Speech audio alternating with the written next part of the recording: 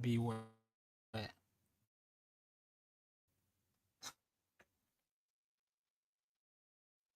Right, there's something.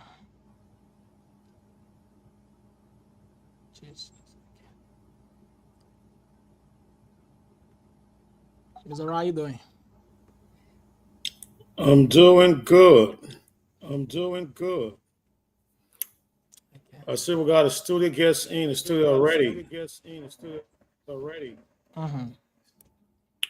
So they've been here All since 8 right. o'clock. Mm. All right. Ellie, you go ahead. You got the arrangement. All right. All right, thank you. So, folks, wherever you're joining us from, like I said, you welcome this wonderful time here on Top 105.3. The broadcast and 6 of Teach Our People Communications Incorporated. The name is Alexander Doewulu. For those of you watching on Facebook, on YouTube, you can just share the live how much you can. Share to other group pages that you are following so that other people can be able to be part of the show here. If you are also lying down in your room, just carry your radio volume up a bit so that the next person closer to you can also follow the show here this evening. So this wonderful time will be playing host to the parents of the two brothers that got Masons about 1 or 2 weeks ago. But they're going to be speaking to us much about this. But they're already here in studio, so we're going to play host to them. So quickly, with no time to waste, uh, go over to the so that they can their self. So your hello. How are you? All right. Yeah. So yeah, my best one already, right? All right. So two of you get use that one, and then the woman can use the one also.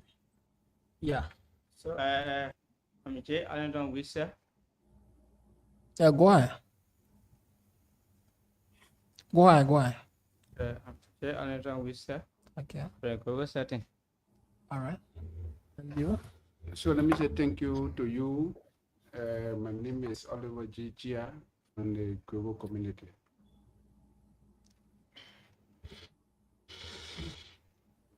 Okay. My name is Beta Junior, the acting governor from the global community in Granger. Okay. We go over to our man. Thank you. Mani is sweet moral willing. Entire group cheerleading. Yeah. So we'll take the last person.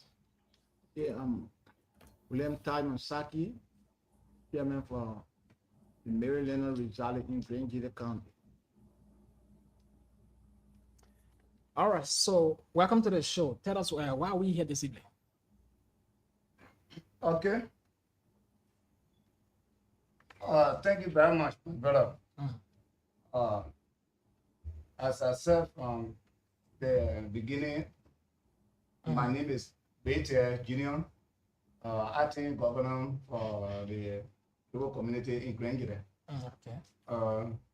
We are here tonight to inform our people on the sad information that's coming towards us. Where is the information? Since the 22nd of last month, two of our sons left Sweru that were called by an individual. Since that time, we have not been seeing them. We searched all around, we can see them. That's why I brought to this radio station to have the whole world know what is unfolding among the global community in Granger. Wow. So when the do you know the exact day they left the job? Can you tell us the exact day they Thank left? you very much. They left Swedru on the 22nd of May. Okay. Yeah.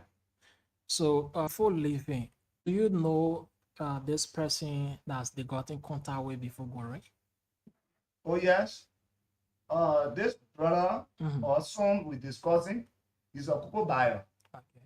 So he have a friend by the name of Chris Bodo. Okay. Chris Bodo invited this man telling that I have a cocoa, which is 4 tons. So I want you to come so you can buy the cocoa from me. Okay. Even if you come with more than 4 tons money. That how his friend, my brother, went to him. Okay. But the first day, he did a call. He met him in a garage. He was facing his motorbike. Okay. So, in facing the motorbike, the time go against him. So he told his friends that, no, the time already late, so let's do it tomorrow. Our son agreed. He went to his house. Early by 6, going to 7, he gave a call to our son again. That you have to come sooner. We have to go to the place sooner so another person can buy this cocoa. So do we go let go? The how our son left the house with his wife that I'm going to buy cocoa. Okay. When he was going, he was not wanted for he alone to go. So he take along with his little brother, his sister, son, who in the 12th grade that was to take this whilst that is on now. That he went, the two of them went, and since then we are not getting information, but then we don't know their whereabouts. That's why make us to come and have the public or the whole world know that our children got missing. We have not seen them. Before we go over to the other family member, we would like to know from you for how long this guy been in business with friend, and do you also know the particular friend in question that we're talking about? Do you know him personal that maybe you have been seeing the both of them together before? Do you know him? Yes. Okay. According to the information, this guy and our son, they are friends. Okay. They do things together. So when he called him for this cocoa, because he's a buyer too, so he was so happy to hear about such the amount of cocoa or ton. So they are friends of each other. Okay. They are best friends. And then they left the town. I think you asked for how long? Yeah. On the 22nd of May, which is last month. That's the time he called his friend. And since then, he carried his friends. We have not been seeing him. We're searching for him. No way to get him. All right. Yes, you want to add, all right? Yeah, so thank you very much. My name is Oliver Gichia.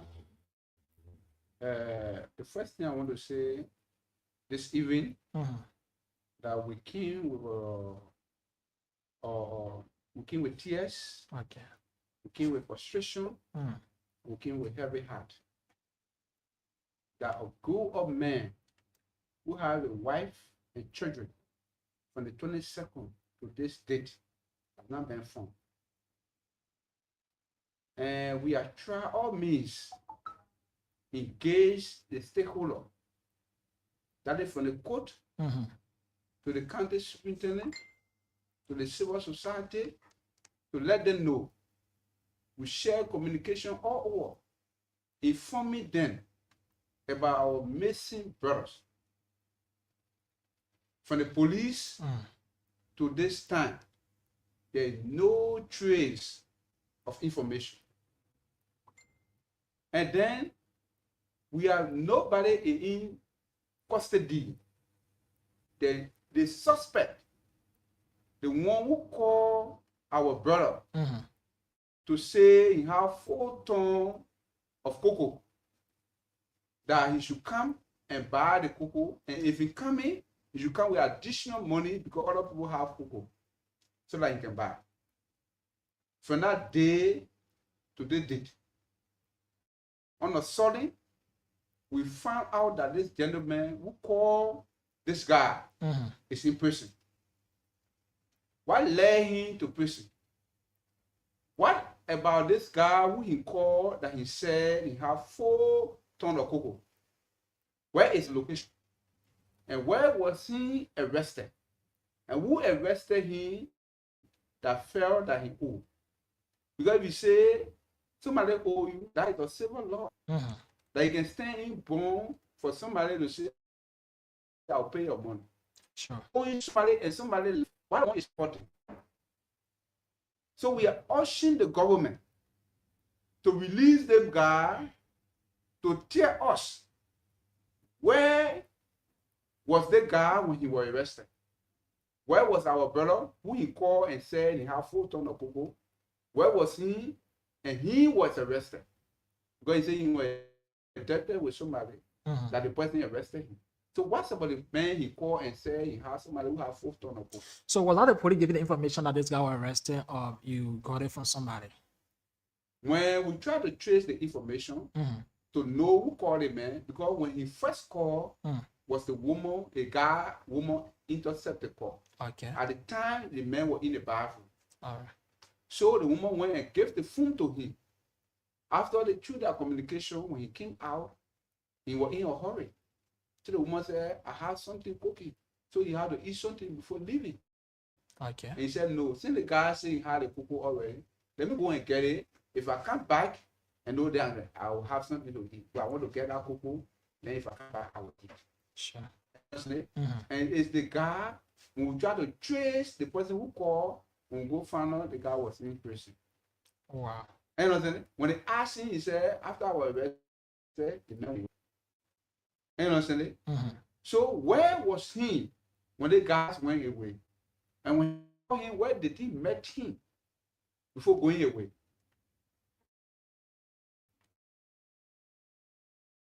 So we are asking the government, because the first suspect to the missing people Mhm. is the guy who in prison. So we are asking the government to see the need, whether again security, that this guy can explain to us Mhm. where he had the cocoa, or we should call our brother. And from that date that he up to today, we have not seen him. He hasn't been found. So, and the guy is still in prison. And it's the only man that we know. And from that day to the date, it's 20 days plus. Somebody got missing who had a wife, children, with another man who's supposed to take wives.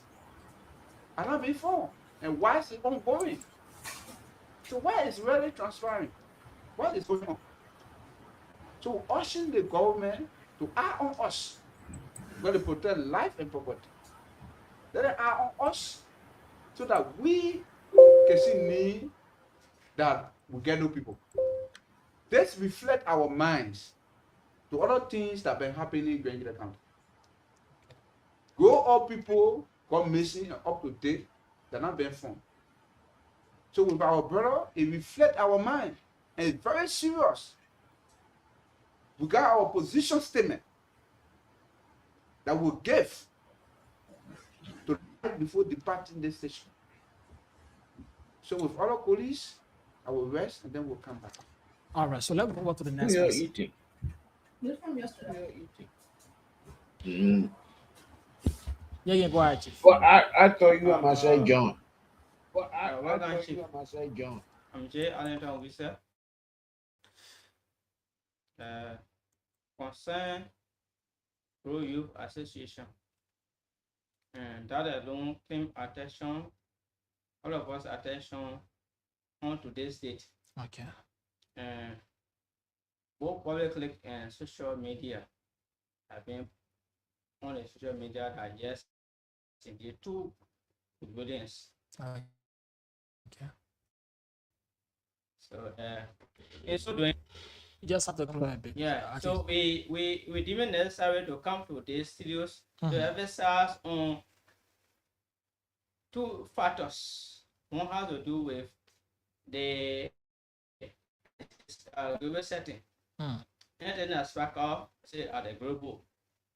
But in so doing that general.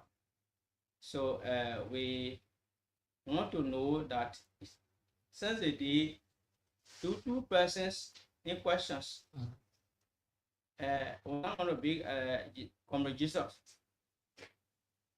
Comrade Jesus in the sense that crucifying on the cross Okay. And at the same time to say indeed forgive the people who dwell in the law of in the law of the side, right? Or in the side of the law. Okay, so we now know that of comrade Jesus. So since the day that is that comrade they not dwell well. So in that side the two issues that happen in the case about our sisters and brothers. The two cases have to do with All right, so let's We- just hold you a bit. Yeah, let's just hold you there. Let's go over to our mother. Yeah, I think she is the only female here now, so let's just take her in here for us. Yo, thank you. Okay. I come and speak direct. Mm.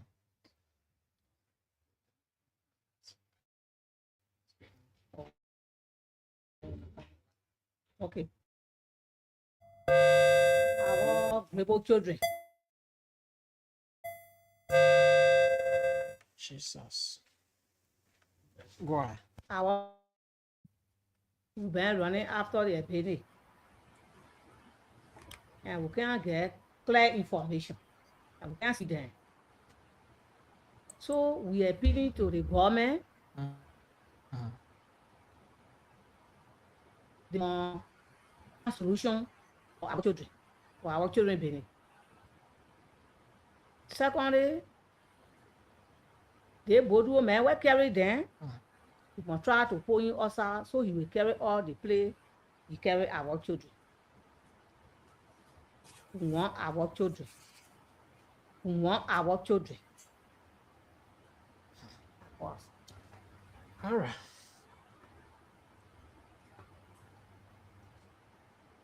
Welcome, Chief. Let's just find you.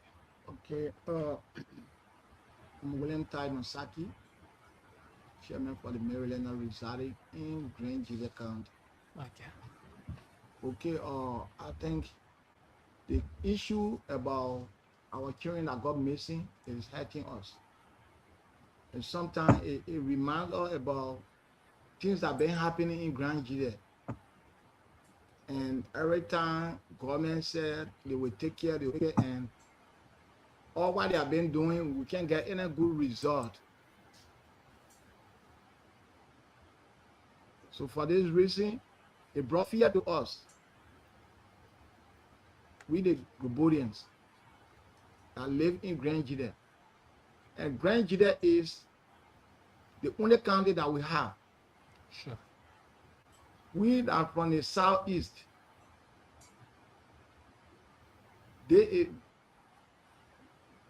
Grand Gila is our bread basket.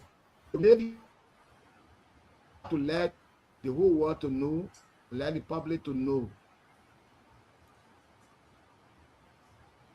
This is what brought us to this studio. Government or people that are hearing us all over the world to help us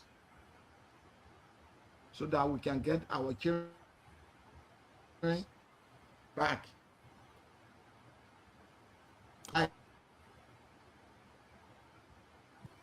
All right. So thank you. We will go over to the panelists. Maybe they have one or two questions for you guys. Yes. Say this. Okay. See the issue that happened today, I will try to reflect. It's not about in the same missing of human being in Grand Gila County. To join us in this fight. No. Because it's not about us. It's about the entire track in Grand, and especially Grand, that they should join us. This is about us that want to. Let us need to get together, show that we are the issue of missing people in this county. So it's not about us. It's about every one of us. It can be you, it can be me. In as much is happening to our sector, let us get together and make sure that we speak to it eradicate it and make sure that these two boys before they finish.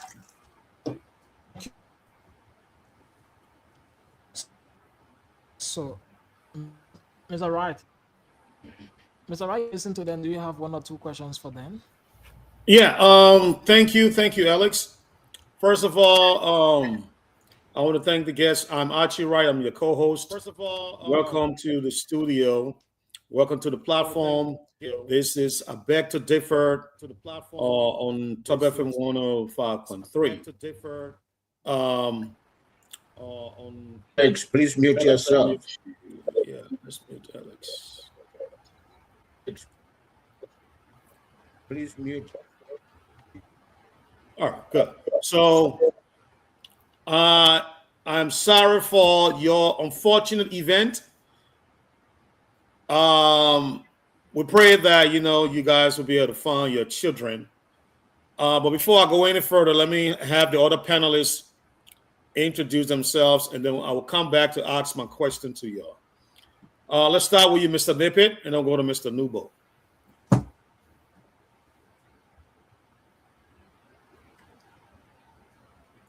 Mr. J. Christopher Nippet. All right, Mr. Good. Nubo, let's start with you, It looks like he watching the game. Mr. Nubo, I'll go with you, sir. Okay. Thank you, Mr. Mr. White. Nubo, I'm not watching any game. And thanks. Okay. No, I'm not watching any game at my time. Okay, so you woke up, right? Okay. You know the Just- magic of the electronic. Just how you woke up. I want to be like Mr. Wright. Just how you up. Good afternoon, studio guests. Wow. Good afternoon, Mr. Ulu, Mr. Nubo, the host, and our studio guests. It is saddening that someone microphone is on.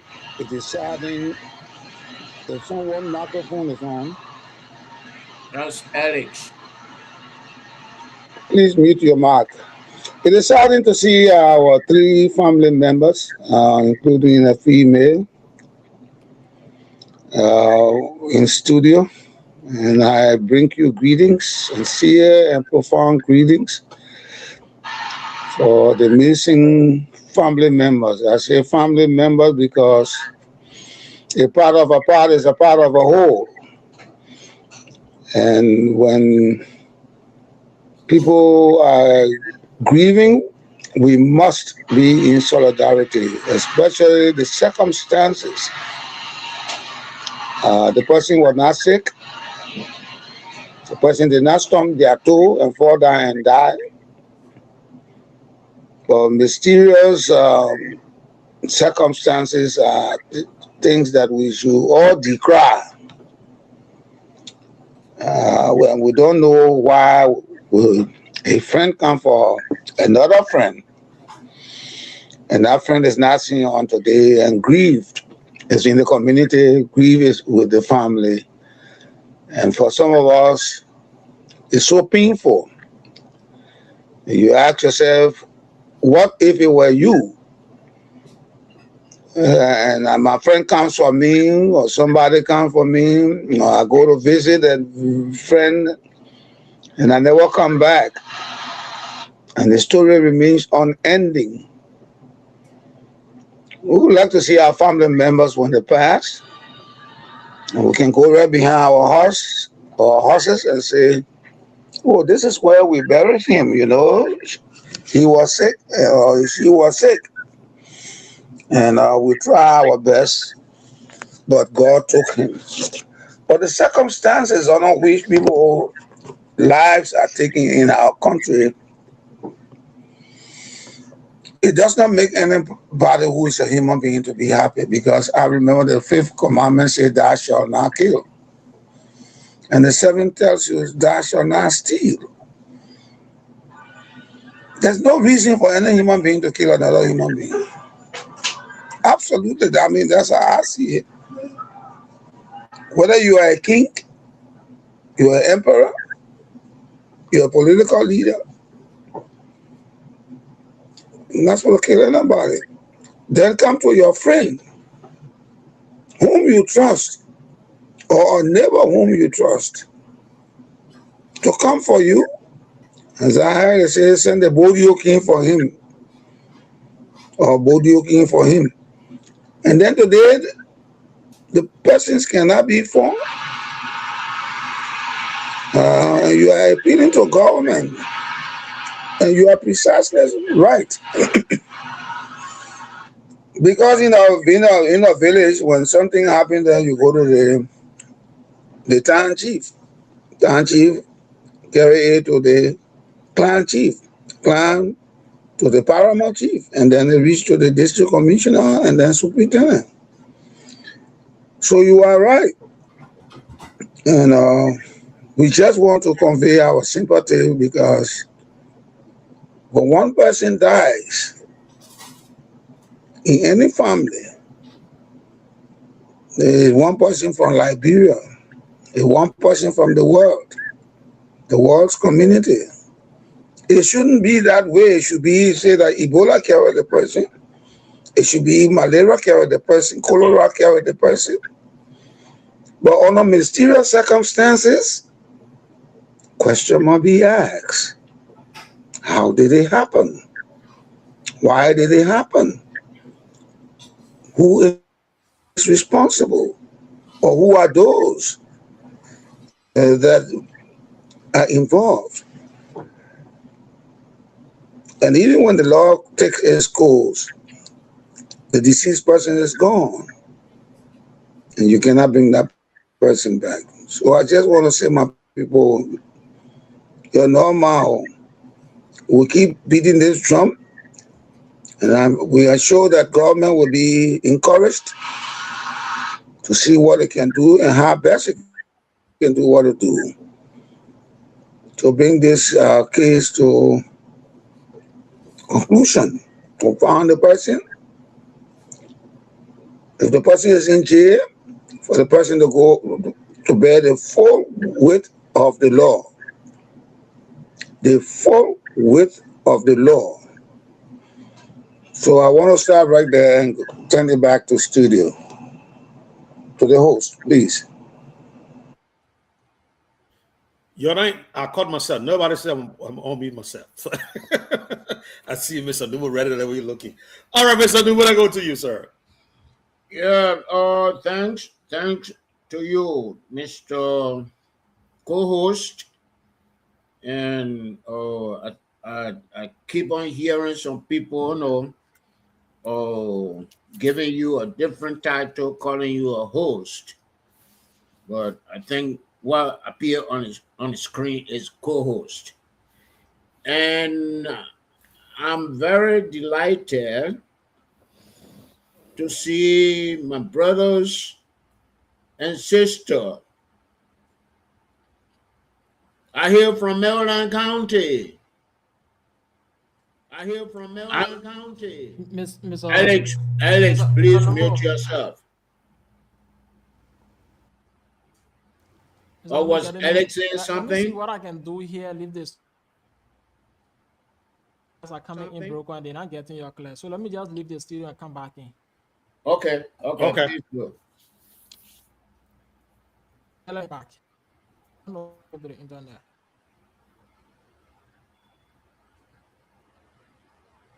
What did he say? I think What did he say? there's static on its end, so they're not getting us clearly. Yeah. I think Yeah. So I thought he said he was leaving to come back. right. That's what I heard too. So But he's still putting. Alex, can you hear us? So everything set up here. Alex, can you leave and come back? There you go. Perfecto. Because I know no Mr. Nipping or keeping a time. Unknown caller. Hey, who this? They want to give me $30,000, $30 million? I mean, No, that your clock there sound like recess bell. what is that? What are you talking? Your clock. It sounds we went for recess. No. You. No, that was my phone ringing. Oh, But really? yeah, but you, I old man now, so I got the olden time or ring. Mm-hmm. You're the young boys, know that you people You're know. the Young boys. Okay. Alex, can they hear us now? Like, Alex, can they hear us now? Yes, it's okay. Let's go ahead. Okay, please mute yourself. Okay, please mute yourself. No problem, Chief. Okay, thank you. Thank you, and thanks to the panelists, and welcome to I Beg to Differ. I'm George Numbo. I'm from a little town called Bololu in Plibo, Sorokan District. Maybe some of you know have never heard about Bololu before. My grandparents on the mother side came from Fishtown. My mother came from, my grandparents on the father side came from Rocktown. On the mother side, they came from Fishtown. I usually mix it up. I'm George Numbo. I'm one of the panelists here. I'm from Sastown. Oh, I'm from Sastown too? Yeah. Okay, I'm from Well, you Sastown. don't want to go to my town? I'm from Sastown, and I'm from Zaytown or Grand Gate. And I'm from Banga, Bon County. I'm from Bendu, Cape Mount County. I'm from Buchanan, Basso. So that's my whole history. It's good to nationalize your identity. Okay. Now, I heard you people talk about Bodio. We say Bodo. Well, Mr. Hold on, static. I have to hear it again. No. I just needed some specifics after introducing. I'm saying, we look at the screen. It looks static. I don't think they're hearing us. Oh, okay. And somebody doing something. All right. Alex, you hear us?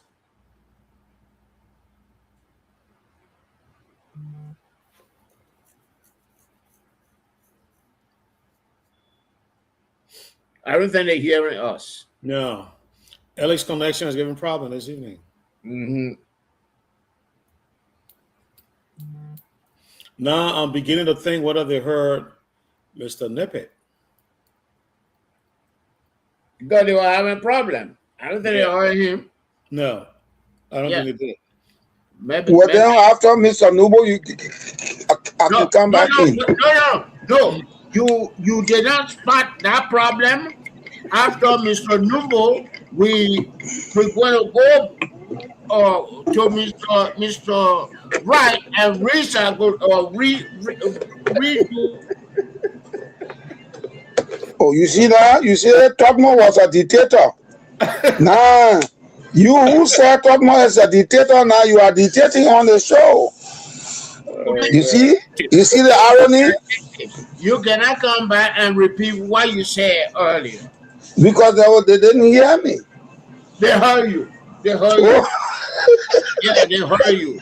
All right, sir. You see? So don't be beating up poor Tubman in the grave already. They heard you. Everybody heard you. All the stuff you said, they heard you. They are listening to Mr. Numbo now because Mr. Numbo talked about Bodio or Bodo. Oh, I see. And I want to define what Bodo is. What Bodo wife Gide is. And what are their points? Alex, are you back on? Yes, I think it's okay now. You can go ahead. Okay. So what I was saying, Mr. Nippy, please mute yourself. Okay. So what I was saying is that I'm George Noble. I'm from a little town called Bololu in Plivo, Sorokan District. And maybe some of you know of it, some of you don't know about it. But that is the George Noble. I'm a panelist on this show, and I'm glad my fellow Marylanders are on this show tonight. I came in late. I did not hear what Yipu said about Bodo or Bodio. I mean, Bodo or the Bodio is what we call the high priest. And all the elders of the town, there they meet. Mr. Noble, can I brief you? Okay, go ahead. They are here because two of the children went missing. I know that. Okay, sir. I know that. Is it 2 or 3? Okay, 2. Right. So the border is for peacemaking. It's not sand courting. It's not telling people, no, this happened or there's a solution. The border wife that we call a jire. When a town is fighting another town, that a jire walk there and you meet on the footpath, you have to give way for the jire to pass. To come with black. So that is the Groport tradition. And it is very saddening to hear that 2 of our fellow Marylanders got missing in Grand Jide, maybe in the Zredru area, and we cannot find them. Whether it happened in Grand Jide, it happened in Hapo or Privo, or it happened in Banga or Bone Count or Monrovia, we all have to be concerned. So I applaud your effort to be here on this show. I beg to differ, and I hope we will help to lead to the finding of our missing children. I thank you. Thank you, Mr. Nubo. I see Fred, a veteran Smith, just joined us. But this is what I want to do. Fred, quickly introduce yourself and I'll come back to you, please. Okay, I'm Fred, a veteran Smith, one of the contributor to the show. I beg to differ, and I'm happy to be part of tonight's edition of I beg to differ. A lot of business news. Oh, okay. A lot of business news, the opening of the World Cup and all of that. And hopefully we'll be expecting if the senator can join on. I sent him the link. I sent him the issue we're discussing. So whenever he's ready, he will join Senator Yaya. Okay. Good. Thank you, Veteran Smith. Okay, so let me go back to you now. Time for questioning now. Our listing, I ain't thought nothing. So I don't know if I should address the question to our mom, but any other can answer. I think the governor is there and the other guy is there. Here's my question. I'm going to ask 2 questions each. Yo, answer it, and I'll come around again and I'll ask 2 questions. Here's my first question to you. I heard you say that the people went missing a couple of days now, either days or months. I think that part kind of slipped me. But what I never heard you said was, you said the guy went to jail. But you didn't say we took a formal complaint. We went and complained to the police, and we complained to the office of the county attorney. I didn't hear you say that one. So that's my number 1 question there. Did y'all go to the police and make a formal complaint and say 2 of our children got missing? And yes, the person that talked to the guy, y'all name a suspect. Y'all said the suspect in jail. But y'all never say y'all went and complain yourself to the police. Y'all never said that. I didn't hear that part. Y'all say it, then y'all please make it clear. Second question. Y'all answer my question and we'll go to the other people. The person that got missing, how old is this person? How old person say the person's a married person and a wife and everything? How old is this person? And how often has the person ever gotten missing before? Or has the person ever left home and they stay outside this long, they ain't come back? I'm trying to go to something here. Sometimes people can just say, me, I won't go walk about. And they just go to the place and sit down there, enjoy themselves for some time. We're all telling the family, people, or friends. And then after that, they come back. The person ever did a thing before? Have they ever done this before? I have 2 questions there. Thank you. Those 2 questions quickly. Yeah, so it's back to you. Okay. I'm great once more. Serving as acting governor. Thank you very much for the 2 questions, my brother.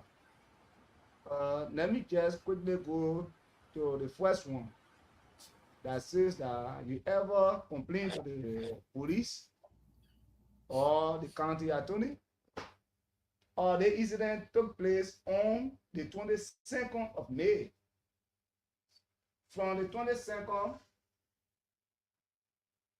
the man left the home with his little brother, telling his wife that I'm going to come right back.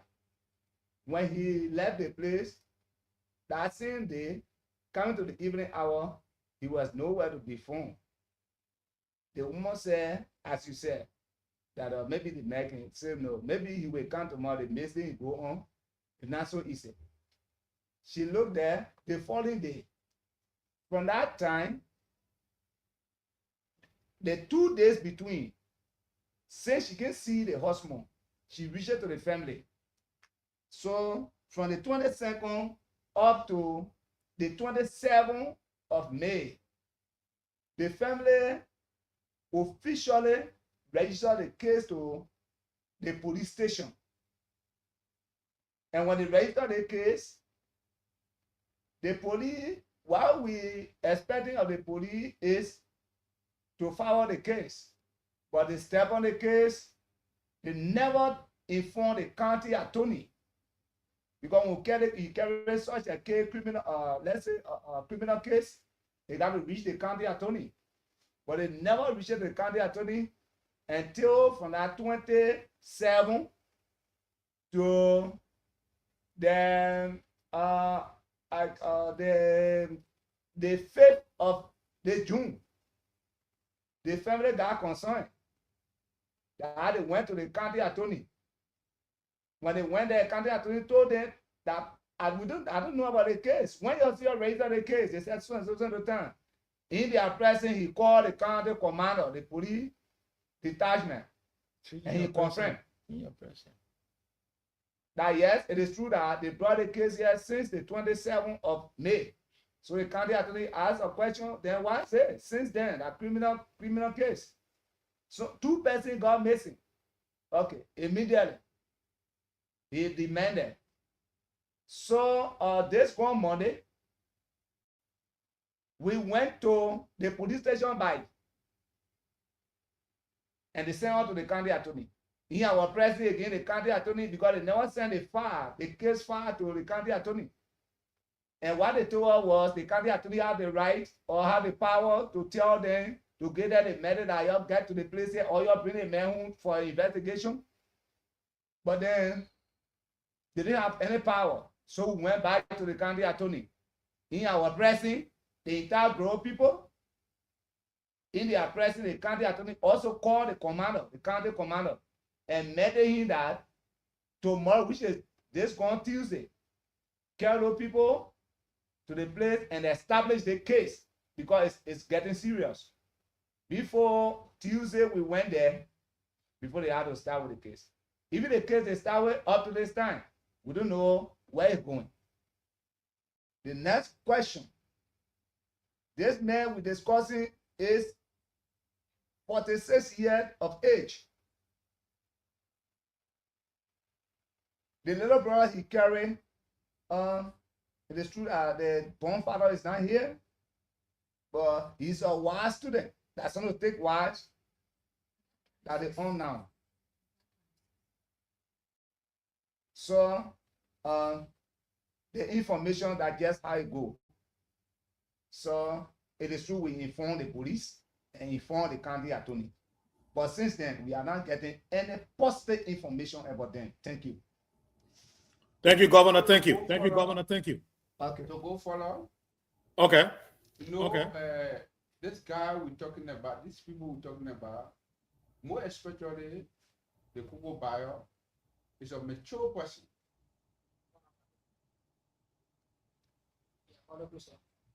Is a mature person. And in somebody who been doing the business. So what draw the attention of a wife? You see that. It's about the person who made a communication that said, I have 4 tons of cocoa that somebody had. So I want you to come back. And then if you come with additional money, because a lot of people have cocoa. On a sudden, this same guy was in prison or at the court. So it draw the woman's attention. How will this man call my husband? And all of a sudden, he at the prison or at the court. So where is my husband? Because the mature guy, maybe he go back where he can make 2 to 3 days, so that 1 week in search of cocoa.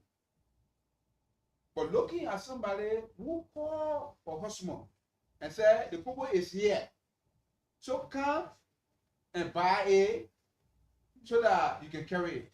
And he told a wife, while you are preparing the food, let me go and get the cocoa and come back. The same individual is in prison or at the court. So where is my husband? That's what draw the attention of the wife that led to the session of this individual up to this day.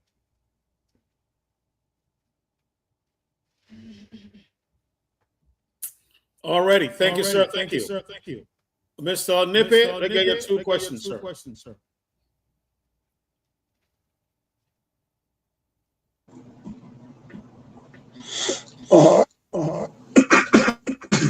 Thank you so much. I'm hearing myself. You didn't get me when I introduced myself the first time. My name is Christopher J. Nippy. I'm one of the panelists. It is so sorry, so frightening that a man will go buy cocoa along with his little brother and he doesn't come back. You just said 4 tons of cocoa. 4 tons of cocoa will be, a ton of cocoa will be 2,000 pounds, or 8,000. You're talking about 8 pounds altogether. If it's a long ton or short ton, 1.5 or 2,000 pounds to a ton. The gentleman, the 42-year-old man, does he have a truck a car? Has he bought cocoa in that quantity before?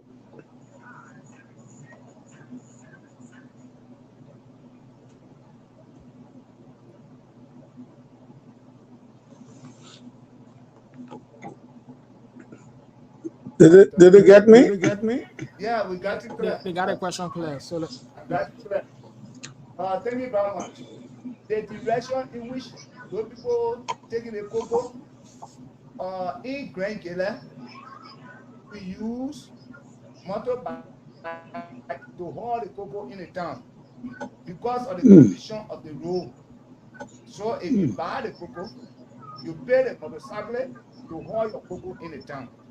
So they are not using car, they're not using truck to haul the cocoa. That motorcycle they're using, after buying the cocoa, then you hire a motorcycle, 5, 6, or the amount of cycle you need.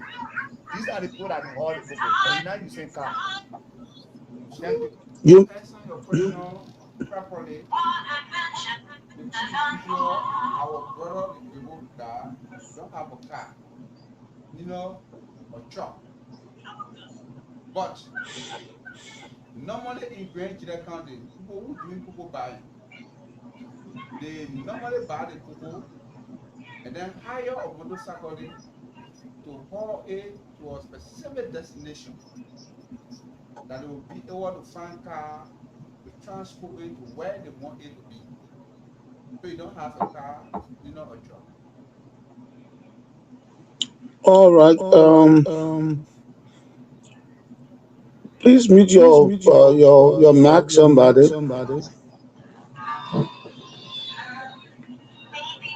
I heard you say something about the Bodio and the Bodio is being responsible.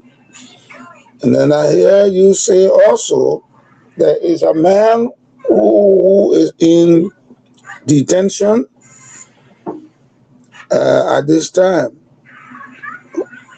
Why is the Bodio involved if somebody, the prime suspect, I will think, is behind bars already?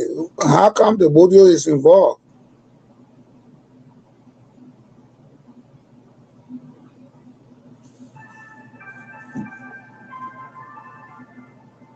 Did you get me?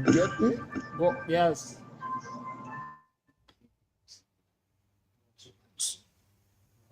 So who is the Bodo guy? Is it the guy that go missing? Okay, thank you very much.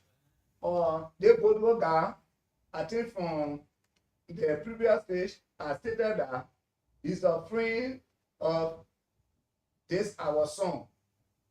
So, since being friend, he knew that this our son always buy cocoa. The man need Bodo. That's how he call you. When he call you now, in the process, what taking to the prison, then he involved in the issue. Let me get to it. This man, the same day, he carried our sons. The direction he carried the two brothers. Mm-hmm. There was he was arrested by one immigration guy. What made him to be arrested was there's a guy who identified that he owed him CFA, which is 1 million. He told the immigration guy on him that this man have my money. So I want you to be arrested and taken to one sweat. At that time, let me make it clear. At that time, the information never came to the family that our son, since he left the house, we are not seeing him. Before they got to know, then Godwin was already in jail, in the police custody. Okay. That's how he evolved. So, to be specific, why involve the Bodo man? Because Bodo is the one who plays the communication and said he has somebody who has 4 tons of cocoa. And I said, Itself have 4 tons of cocoa. So that 4 tons, if the guy who got missing is coming, then he come with additional money. Man, on the 4 tons, other people has another cocoa to add on it. On a sudden, the brother who say he have 4 tons of cocoa is in prison. So when the brother man left the 2 guys before going to prison, and where did the immigration guy arrested him? And who was around when he arrested the guys? So Bodo, who called this man, is a prime suspect. Let me come and tell where was the 4 tons of cocoa, or which he called the guy, and where was the guy before he was arrested? That's how you call him. My second question. Did anybody confirm that when this named person, Bodio, called the 46-year-old man and his brother to come for the 4 tons of cocoa, is it established that they met with Bodio, or before they got to Bodio, Bodio was already in jail or detention? I will not say jail, in detention. Communication. It was the guy who the white person the court. The white intercepted the court. And then he was in the back. It's calling. So when he answered the phone, and then the Bodo man said, in the bush. So I want to go there so you can buy it. But if we go in there, we must have additional money on him and the 4 tons of cocoa so that we can buy it. So when he went there to Bodo, it was in the evening. Alata Bodo was in the garage, preparing his Bodo back. So before the mechanic would finish, they were already late. So the guy told him that already late, so let's wait tomorrow. The next morning, the Bodo man called.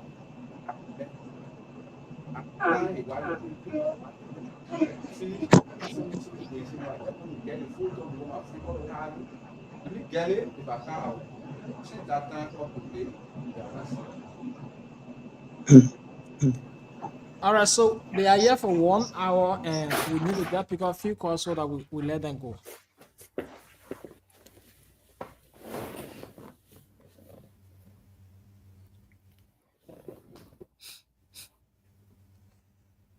All right, so we'll go to the phone line, pick up a few callers, and then Jaja respond to them, give you a party comment. No, Alex. Yeah, Mr. Right. Let's do this. Let him. When it comes, we'll hold it another time again. Let him just give a parting comment to go. All right. But people just calling, so I just want for to take 2 calls. So if they know they can just give that party comment, just go. Yes. Yeah, it's better that way. All right, so you can go and give a party comment. Okay. Thank you very much, and thank you to the panelists. I said it from the beginning, and I want to continue or end what I said from the beginning. I will come here. We came here for two ways of sharing information. Where are the 2 ways? We come here to inform all the global citizens within Grand Guinea, even not only in Grand Guinea, around the world. Our 2 brothers got missing. How will we find them? We want for every global man or woman, child, to come to town, to come to Soweto. If you on the go field, if you on your farm, you on your village, we want you to come. That all farm means by getting our 2 sons that get missing. That's the mean aim of coming. One of the mean aim of coming to this radio station. The next one is we kind of appealing to the Liberia government, the local government within Grand Guinea, the superintendent, the senator representative of this county. Our brothers got missing, and there's no action. If I say there's no action, simply means that if somebody got missing, right to Kula bypass, they say you're going to Kula bypass and go do investigation to find the person. Our two brothers that got missing, they got missing from Chien Zonisa. But since then, nobody, no police, no security going there for investigation. Why is the problem? Let the government come to our aid. It happens and it continues to happen. One of our fathers were killed from a village. One Woto. Poor Woto. Government said, you are sending people there. We went in the forest there to find a man, and we found a man that he was beaten and killed. We brought the evidence to town. Government said we are going to do something about it. Up to this time, nobody hearing information about the government from the government. The people are in jail. Nobody know how they left. People were in jail, they arrested some suspects. We don't even know how they were free. It happened again. So we asking the government, the local government within Grand Gillette, and also the international community, the government of the Republic of Liberia, let them come to our aid. We need our two sons alive. We're backing them. We are not here to violate the law. We all know we are law-abiding people, but we asking the government to help us in the process. Thank you. The next Thank person you very quickly. We much. need to go. Just do a shot of baking you. Just short. 30 seconds. Yeah. Also very clear to all of us. We want to urge all of us that are here from the religious setups. We here to be kind. We urge all of us to be kind. See how best that we can bring our two brothers to life. Thank you. We'll go to the next person. We don't have much time. Thank you very much. I'm Tai Masaki. I'm here to inform the group of people that they should remain kind and then let's say follow the issue. But I want every group person, whether you're in a go camp, wheresoever you live, this message is going straight to you. Be aware that our children got missing and we need everybody to town. And then I appealing to the government. If they cannot comply, they will complain. If you can't comply, you complain. So please, they should help us. It is very easy. So that's my parting comment there. I'm the chairman for Maryland County. Thank you. Let's take let's take our models Okay. of the last person. Then we'll go. Agwio atonko agwebo na. Bare nake bone fan bone krofi any tadoro mo agwebo pebonia. Agreba gere akro sede amunyo tusa sede yo se wetina ta ere agreba gewa mo because nyo ke okwan ju amwe pin ufini ate bra di badi kro bra pinete abogie utopo ta ti yo ma Josephine ti kona giro ka ati kona make apore ngran amote te gbe pre akon pre a Josephine ate neke egira ba dire amare nwu ba ere nwu to di adua te nwu e kwa idi gire nwu adia o ba ahu. Thank you. So let me say thank you. Let me say thank you to the radio listener. The issue about human life is not an urgent thing. Alex, you spoke dribble. No, I wanted to explain what he's saying. Because coming Mr. Nubu, 1 second, please. Okay. Because we are constrained and we don't have the finance to extend this show. That's what made us to stop at the fact. But what happened is human life. Human life is not easy.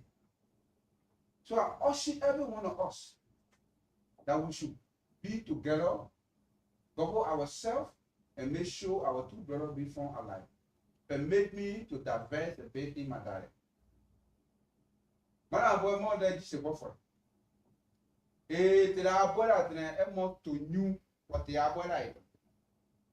E kron to nyu no mwa o la konyo de Dieu no mwa jira chien o la te ya bola tra. E jira chien na ni mo wane bo se te o son ni no je da wa we so ti lo ya. Pe ya ti la wa ani je be mo de. Ya mra mo gbego. O dira we dira pe a pepe la mo gbego. Ka ge ne famo, ka ge ne dia eniche edo mi now karun a. Be pa to jo be oju o, ojiri e pa to jo mo. A pepe se le a dire je dira o te yo pa le nyan ta ju no pe yo boro. Je a pepe la je ba gbenyo e te nua ko ma na amino tre o mo amara mo gbego. Awene o aji onwa ejura onwa amara mo gbero ayira ba jero o di eno bo ne from amino je because there adira we dira we ati a problem lo fina ne awe adira we dira we e be ni bo mo gbero we bo ne china ka ge ne sibia ne golo prade ne sre bo di awi nwe ayira bo di dia e dia no adira onwa amino te bo mana boy te a boy ti be mo to te e ti be mo te a boy atra be mo ta se grebo o mo ka yo mo pan we bo ni ta bi go pan du ole won grebo du ole won dako du ole won e te mi na won na a pe na mo pan yo mo grebo mo kio mo pasao mo ene lo nyu na o na tia sele la dire a pepe la ba ni pa le gba e dire no a mi fun na akene sia amo dire mo jura won o mo ajio e aje ba je a pepe la ba ni pa le e dire na mi shuden dire a mi country attorney dire a mi ene we nyu na dire o ni na o ble ko na gbori la pare o mo ni je mo na mo gbebo awere aje ba je ajo agba ru. I mean, made it Omar said, looking at you said, Omar, big man is off the script. You're surprised that Omar said, Omar looking at me like, what? But anyways, no, thank you. I enjoyed the last part of the show. I gotta tell you. The Omar didn't talk. The Omar talk one that you speak the dollar. And then my brother back that came out with that energy, he spoke the dollar. That's the best part of the show. Okay? That's the best part of the show. All that women English y'all speaking, you know, that was something else. But y'all spoke the real dollar. I understand Omar. I didn't understand the other guy. The other guy by you too angry, so I didn't get it. But I understand Omar, she took her time. Yeah.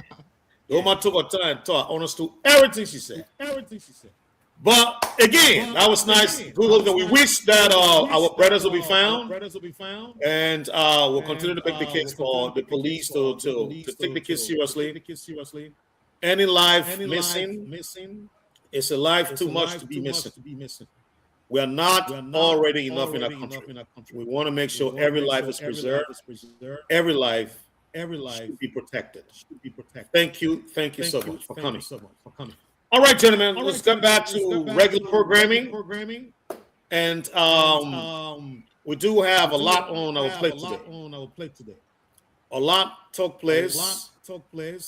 Posted a video in the chat room today. I know you guys have seen that. About the Liberia Traffic Management LTMI. The person at the legislature today, some you could call it chaotic, and some call it defiance. You know, there's a whole lot to it. But then also today, Senator Yahya Nimeh gave a press briefing to one of our sisterly stations. Spoon Network, in which he made a lot of allegations. And Veteran Smith decided to reach out to him today to come and talk to the people he was talking about. because the people you're talking, when you talk upon spoon, not everybody ain't Granger to hear you. This is the Granger that's the station now that ain't Granger to come and talk to them. So he's been invited to come and clear his and provide clarity to what he said. So the entire Granger is hearing tonight, and the entire Southeast is hearing tonight. So that invitation is out there. Veteran Spencer, he's saying the information. So waiting to have him on the show tonight. And there are other stuff in about that part of the Yaya's press briefing today with Spoon. It's loaded with lots of information. First of all, he disputed the number. I know the administration gave us two different numbers, one from the president and one from the press secretary. But today, Mr. Yao didn't give us his own number. And he made some startling statements in there. That what is happening in the case of the Burkina in the region could cost the Unity Party, its hold on leadership in the country. So we're asking Mr. Yao to come and provide clarity to what he said today. So we're waiting on that. But I want to quickly go around the table. 1 minute each. People, I beg you. Just close up on the one topic that we just dealt with. Missing two lives is important. Let me come to you, Mr. Nippet. Close up on that. What do you think about that? And what will be your comment on that before we close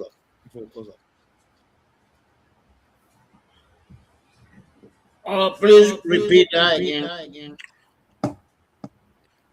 The significance of discussing the topic today, the two missing lives.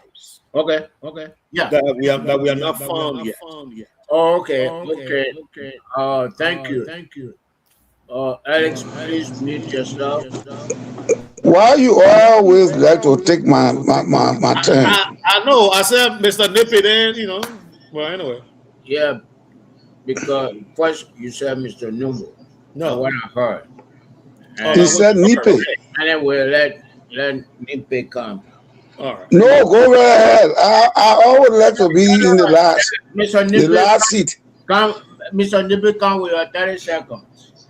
Yeah, no, go ahead, Mr. Nubo. I'll be the cowboy. Cowboy? Yeah. That's how we call cowboy in Maryland. We call it Car Billy. Yeah, let me be the car Billy. Go ahead, sir. Okay, I think I got kind of confused because when we talk about Bodio or Bodo, each town or village has a Bodio or Bodo. So the Bodio in Zwedru, which town does the Bodio represent? So there I got confused. Maybe they are loosely using the title. And I got confused. And they are talking about a mass meeting on Saturday. And I don't know if we'll be able to reach them on Saturday. Those were the 2 points I wanted to point out. And after Mr. Nippy and the other panelists, maybe we can move on to other topics. Thank you, Mr. Nova. Thank you. Mr. Nippy? Well, thank you, Mr. Nubo. I think what I understood was that the name Bodio is the person's name. It is this Bodio to who has requested, and the wife somehow got hold of the phone and got the communication, pass it on to the husband, and the husband was encouraged to go for the 4 tons of cocoa. And 4 tons of cocoa to be hauled by a motorcycle is not a small thing. And that he should come with sufficient money so as to go to another place to get additional cocoa. On his arrival, Mr. Bodio is preceding his arrival, Mr. Bodio is in the motorbike place repairing his motorbike. A man comes and says to Mr.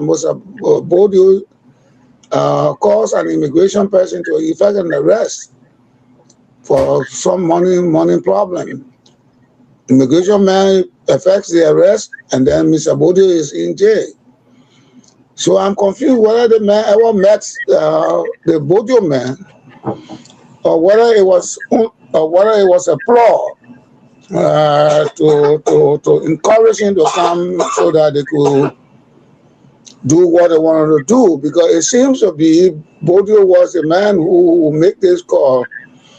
Since this man is interested, he's a produce buyer.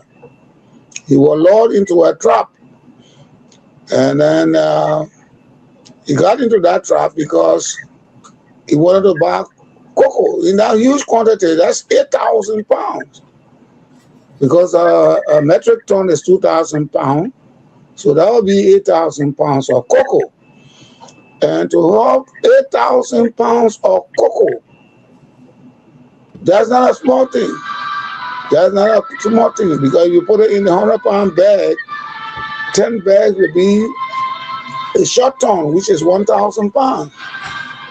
So you need a whole lot of bags, about 80 bags, to have 8,000 pounds of cocoa. Be that as it may, the man is missing. While the man is missing, Mr. Bodio is in jail.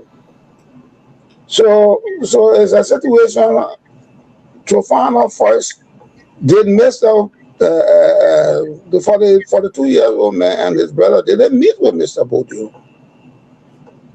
So we want to establish that. Or they did not meet with Mr. Bodio. By the time they got to town, Mr. Bodio had already gone to prison. If that is the case, then the question that comes to mind is then what happened? Who did they meet with? Where did they go to get the 8,000 pounds or the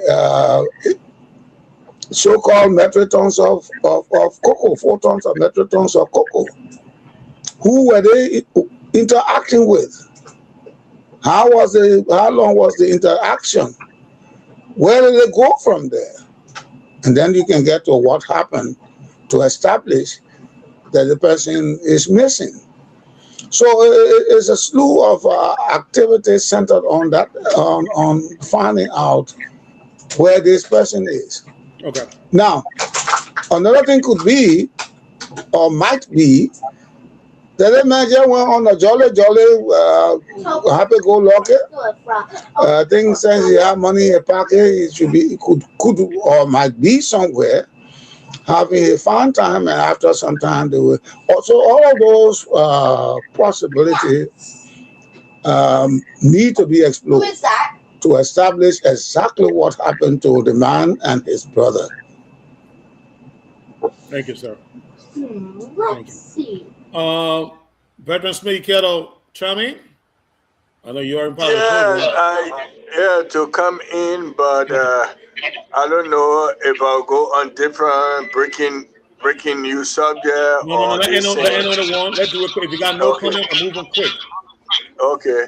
I think when it comes to law enforcement, we do the job and investigate, but it's good that they bringing it to the attention of the public. Now we are with the law enforcement or the leadership of Grand Gila County to put more weight behind it, because any citizen missing is a burden, not only to the family of those citizens, but to the country if we don't know the outcome of that citizen whereabouts. So we hope the security in the region will join the forces in Grand Gila, Maryland, and to bring this to a closure and not to take too long. When it takes too long, then it becomes problematic if it stays so long. So the quicker you come and address the situation, the quicker you can find resolution. So I hope the security apparatus will be on the ASAP and bring some resolution to the family and to the people of Maryland. So that's what I would say. Thank you. And I'm going to come right back to you when we're done with this for your breaking news. Ms. Wulu, let's get you your closing on this one. Reverend, can you please mute? Okay. Yeah, so thank you, Mr. Wright. You know, with the whole issue and the way it's ongoing, it's something like a bit confused because I think if we are still, while they are still in search, and then this guy who called them when they're looking for him, you know, but unfortunately they said the guy is in prison. They can't see, you know, our two brothers go missing. They can't see them, and he was the one place called to them. So we don't know actually what's, you know. I mean, why are you sounding that? You sounding too low. It's okay now. Here. Yeah, let me see if I can carry my camera back a bit because if I okay. So it's okay. Much better. All right. Yeah, so like I said, it's a bit confused in a sense that the person who plays call to them that, oh, come and get Coco and you might come with the money, and later on, while in search for them, they got the information that the person was arrested by immigration men because he owed somebody of money and he was placed behind bags. I think the security themselves too need to work in that direction to question him. If it is true, in place call to him, call him to come over for this Coco that is in question. If one of the guys met him, and then from then we stop seeing them or they stop hearing from them, so that he too can clarify that. Because the family now is holding him as suspect. So I think he need to provide some clarity when he placed a call, those guys came to him, they went together, and then before that arrest was made. So we hope and pray that the county attorney, the OPS, and the rest of the other security folks can come together, including ourselves as media, to work on this so that we all can push it to the extent that we'll be able to find these two brothers sound and safe alive. So thank you. Thank you, Mr. Wulu. Here's what I want to say on my closing. The county authority needs to take this seriously. Very seriously. We have the issue of Alfred Donner that has not been resolved yet. Alfred Donner is still missing. Alfred Donner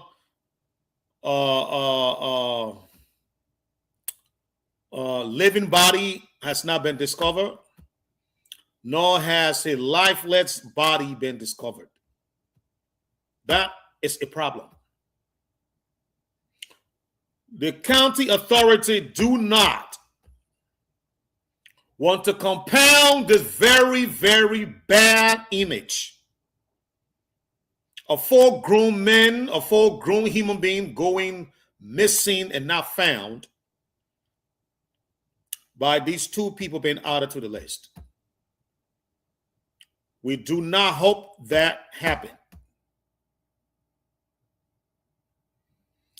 Work hard, find these people. Find them. Find the living bodies. Or even if it meant to find a lively body, but find them.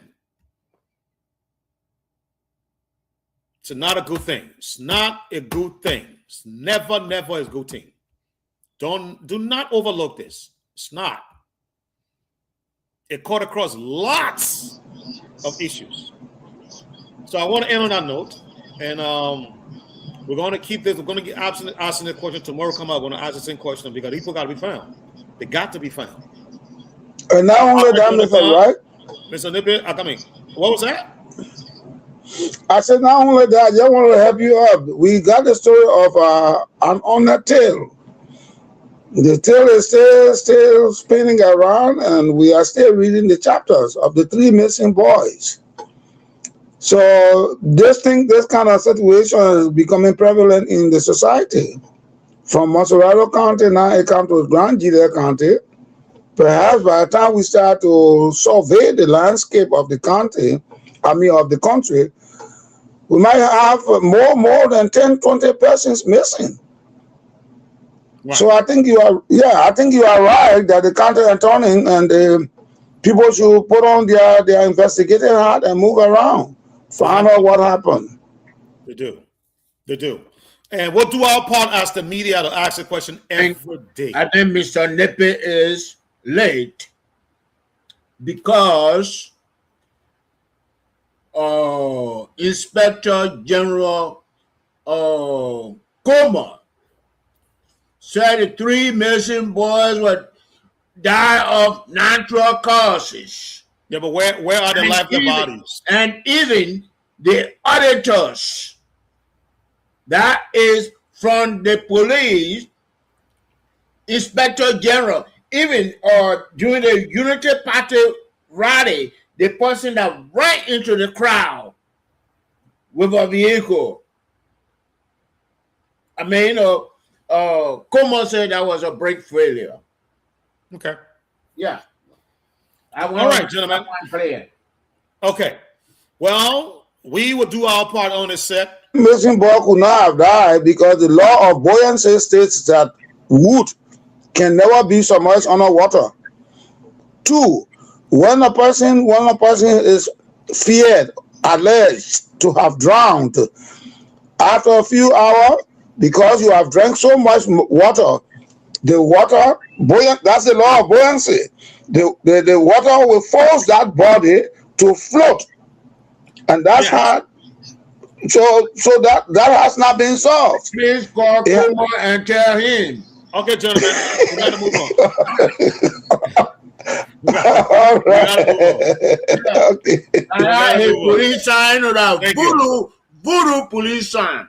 Okay.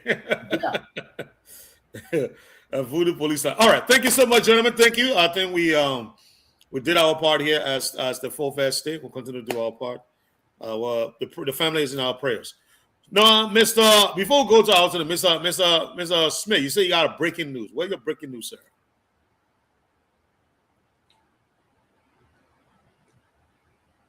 Yes, the breaking news is, Liberia, part of the non-permanent member of the United Nations. But another breaking news, Liberia about to assume the presidency of the United Nations Security Council in December. A major diplomatic milestone for the country. Foreign Affairs Minister Sarah Beslow Yanti disclosed the development to our sister network Spoon in an exclusive interview following her special cabinet briefing with Vice President Jeremiah Pankun on Liberia's ongoing tenure at the UN Security Council. She said that performing strongly is the role as non-permanent member. She added that the upcoming presidency places Liberia at the center of global decision-making during a critical month of the council calendar. So that's the breaking news. Liberia playing a major role in the international scene, and we hope this will bring more benefit, long-lasting benefit to Liberia. In the past, we had Angie Bruce Rwanda playing a major role not on the Security Council, but United States Security Council General Assembly. So now with the presidency at the Security Council, that's a big news for Liberia. So okay. each person can chew on what that means for Liberia. I beg to differ. Okay. What was that? I said I beg to differ.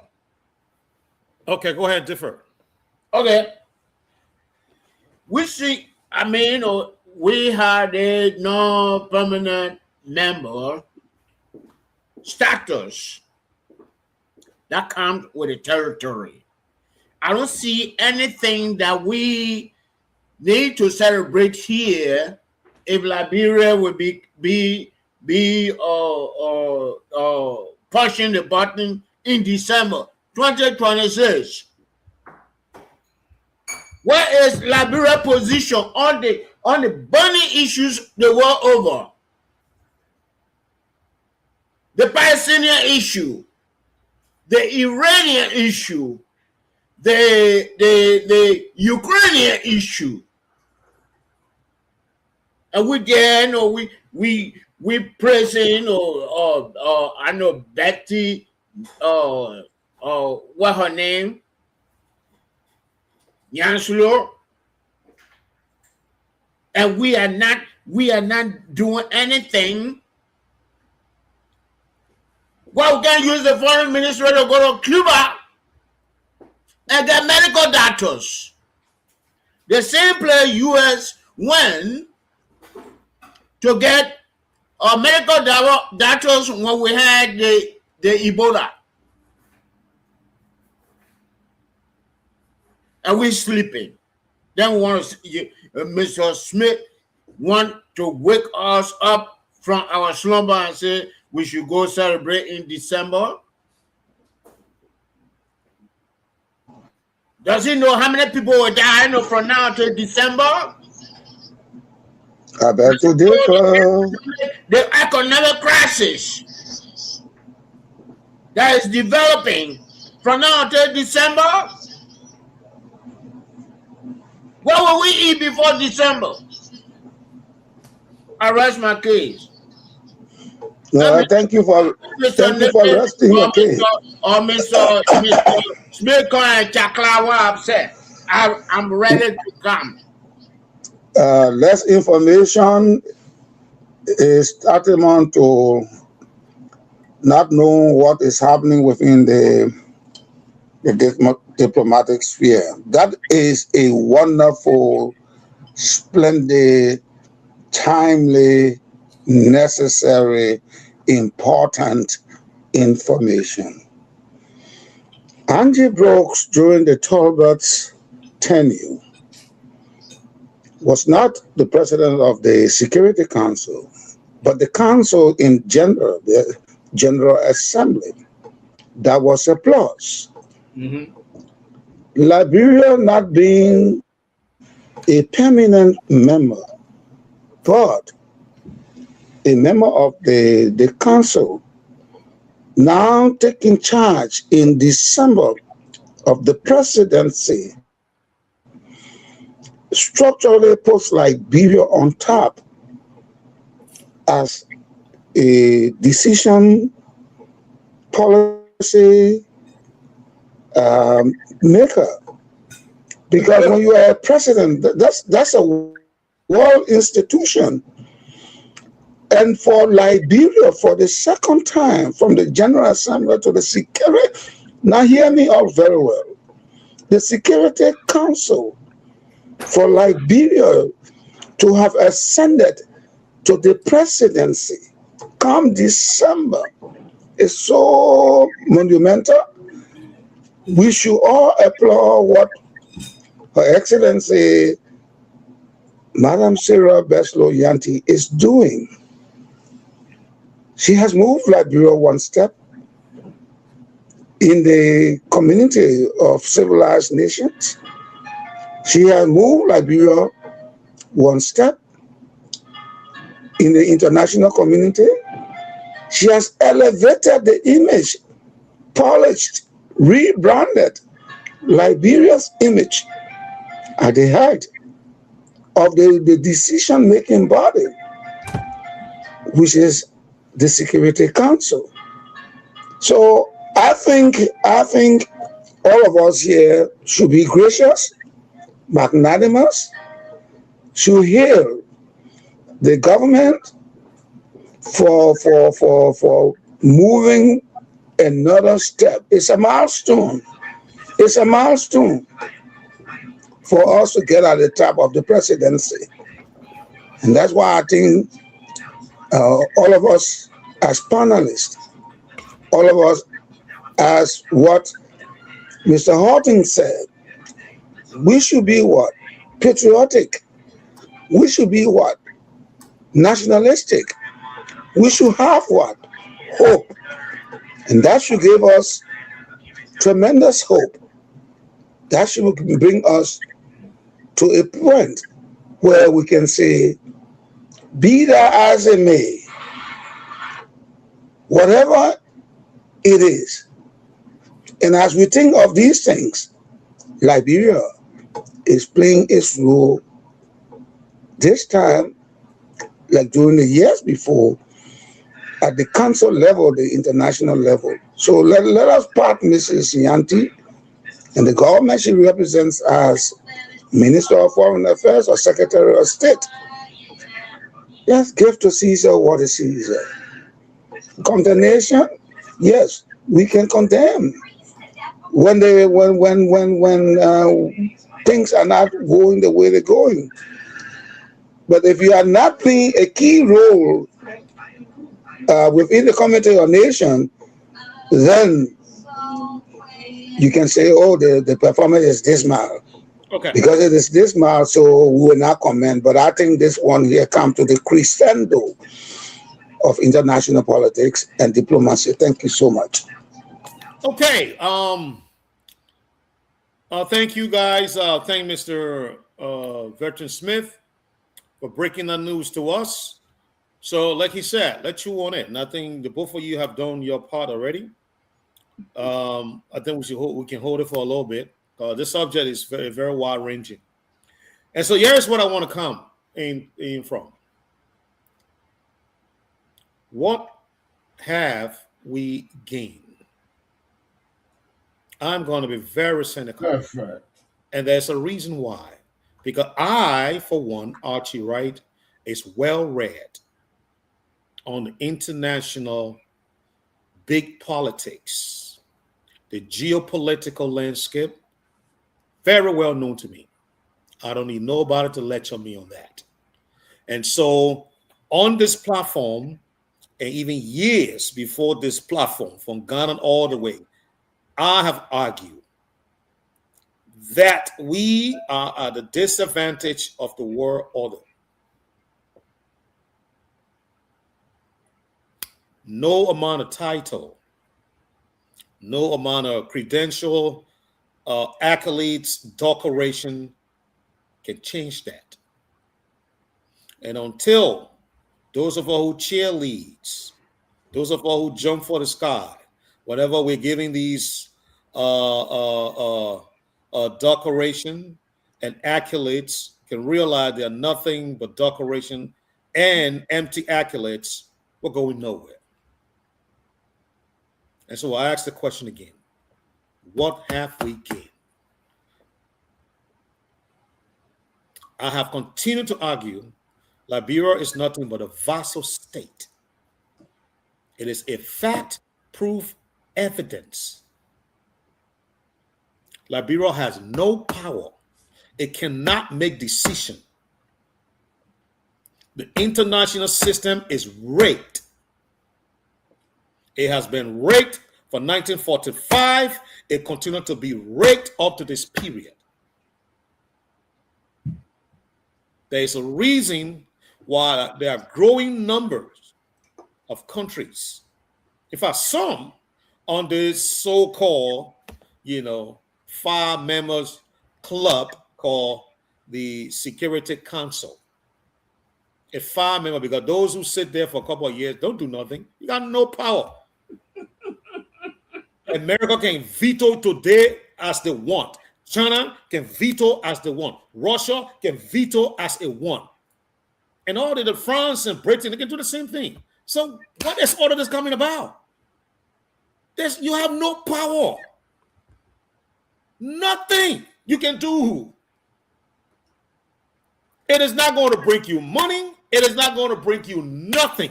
All it's going to bring you is there for nothing title. Now you sit on the Security Council and you're going to become president of the Security Council. I mean, look at what it do to the head of the UN. Look, listen to Guterres talking like a young people who playing in the Biden from the backyard in the sense. I mean, he's been watered down. The thing happened to our own man, what the Ghanaian baby name? Kofi Annan. Happened to Kofi Annan. Kofi Annan disagreed with Iraq. Well, what happened to him? He was forced out. Guterres has been watered down to nothing, all because he disagreed with the war, in Gaza. So I beg you, my people, all of these things, they let not give our people false hope. It has meant nothing. It will mean nothing until the current war order changes. And they're not going to change anytime soon. Even if it changes, the Shanghai Club, security organization, the Eurasia Club, and the BRICS will also look at you differently. Maybe in the BRICS, you'll get a little bit of, say there, you'll benefit a little bit economically. But geopolitically, you don't do nothing. And so all the things that we are sunk in being jaw about, what has it brought to us? We think about Sarah Bachelor Yanti. Okay. But let's take a deep dive. What has this brought us? What? I mean, like Mr. Nubo said, I will be employing Madam Yanti and she had gone to Cuba and said, I need 5 neurologists. I need about 500, OP or how do you call it? Oh my God. The Jeremy, help me, man. Yeah, but there's a name for the women, the one that deliver the women. Gynecologist. Gynecologist come and teach in our universities and spend some time in our hospital. Train our nurses and our pediatricians. Train them. They can do it. If that woman have done that today, I will be singing her name to the presidency. Trust me. If she achieves that. But within the UN system, oh my God. The UN system is nothing but a paralysis. It goes nowhere. It achieves nothing. And so I want to end on that note. All right? Let's go about the Veteran Smith. Veteran Smith? I thought I could come in. Yes. No, let's go around. Let's go around the table. What I would say is that the way diplomacy operates and the way our normal body politic operate, two different. Liberia was considered a non-state, and the UN came here and helped us to get all of our dilemma that we're facing, our senseless war. And I want to provide information. I'm finished here. I don't want to provide information. You go ahead, sir. And the UN did not just come, Veteran Smith. It was Nigeria. Please. And then the UN followed. But all these organizations are part of the UN. So whether they are regional politics or global politics, they all form part of the UN. So there are things the regional can do and that the big body cannot do. Sometimes they designate it to the regional.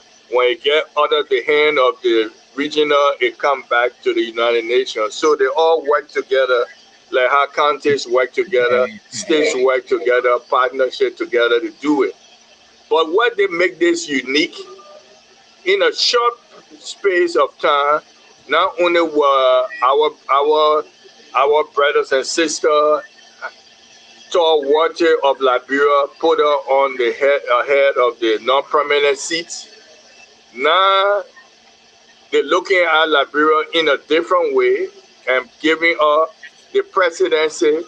It demonstrates something unique about the integrity or the role Liberia has played on the international scene in the past, present, and in the future it will play.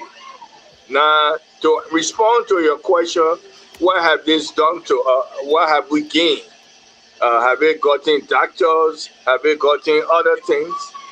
No, the international forum is peacemaking, and so countries in case of trouble, they rely on others, and Liberia will now be on top of helping to shift how peace would be, the stability of peace around the world would be in a signal to make that role internationally. Saying we won't suffer, the world sees us as a way we can help where we endure. Now we can help other countries who go through similar things. I think that is a victory. That is confidence of your peers to see what you have gone through and they say you can do it for us. I think that the biggest victory anybody can achieve for when your peers say, we see what you can do and now take us to another level. Now bringing doctors and all the other things, maybe body politics will be played, but one can't just say, I want this, I want this. You got to play it among your other colleagues and what goes on around the world. Then they will see and send people there. They help us during the time we're in need. So Liberia in a road to help other countries who might be in similar situation that Liberia was facing in the past. So doctors will not just come that way. Those things happened when we were in that situation. So there are other agencies under the United Nations umbrella that will do those type of things. But where she's sitting, she's looking at bigger issues. Okay, thank you. Gentlemen, everybody taking 5 minutes. We gotta go to the lines. Okay. No, I gotta come.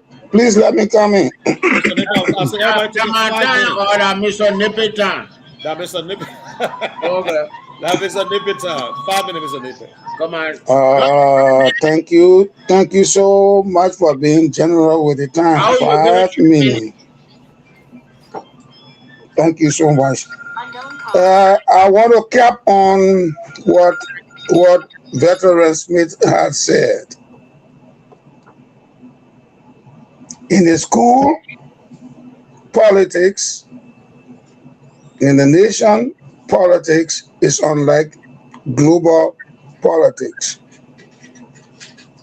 And to understand the dynamics of international politics gives you a handle on how these things work.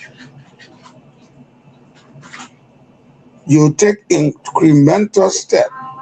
Liberia, since the founding of the United Nations, phasing out the League of Nations in 1945, representing Liberia was Councillors Clarence Lorenzo Simpson, George Patmore, and I think another colonel. Ever since that time, Liberia's impact on the stage, the world stage, has been tremendous. That's how we had the public health. That's how we were able to get maternity center. That's how John F. Kennedy Hospital. And all of these United Nations efforts are coming into our country. For instance, the Ebola. When the Ebola came, the United Nations was present. But let me digress a little. When we had this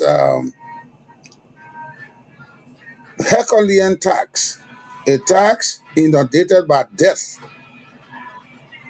to the tune of 250 million persons, I will figure out that I think that number was understated, grossly understated, because I marched from Painesville to Firestone, and I saw what happened between Glebo Town and Mount Barkley.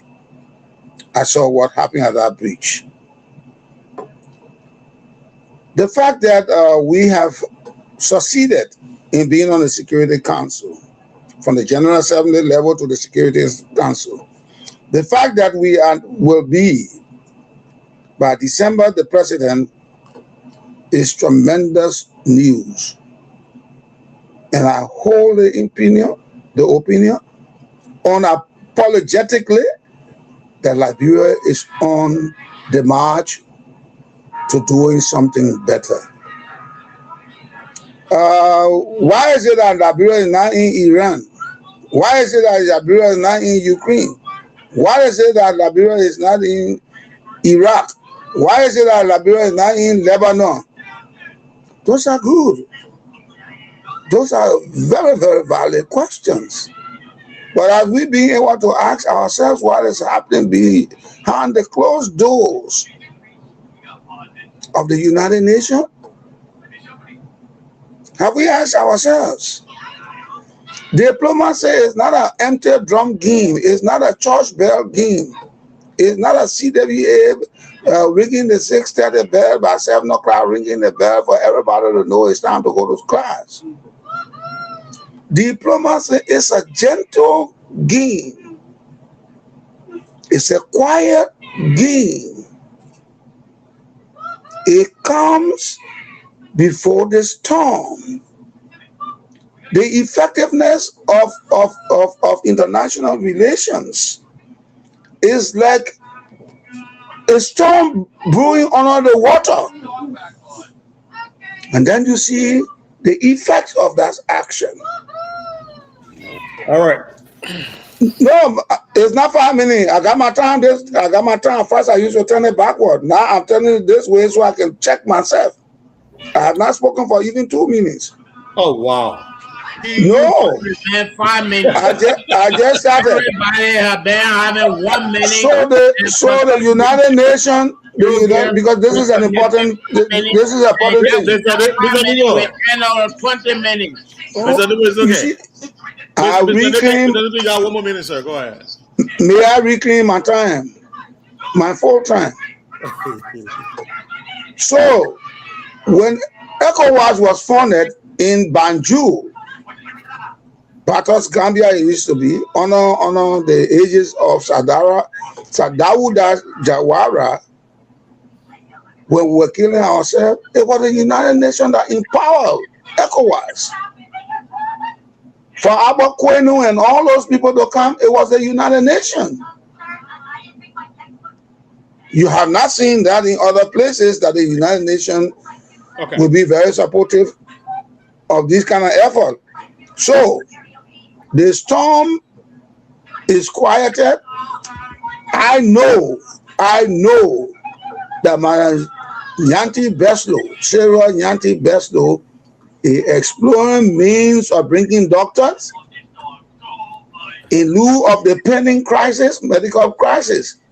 I know that she is approaching Cuba.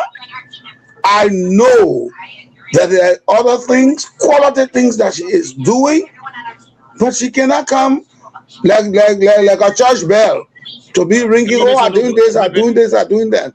No, when you were talking, I didn't talk. Let me just make my point. I'll go just now. So, take a second, sir. You going? Yeah, take a second. I beg you. Take a second. So this is what we call constructive engagement. There is a silent constructive engagement that she is doing with these countries that you just named.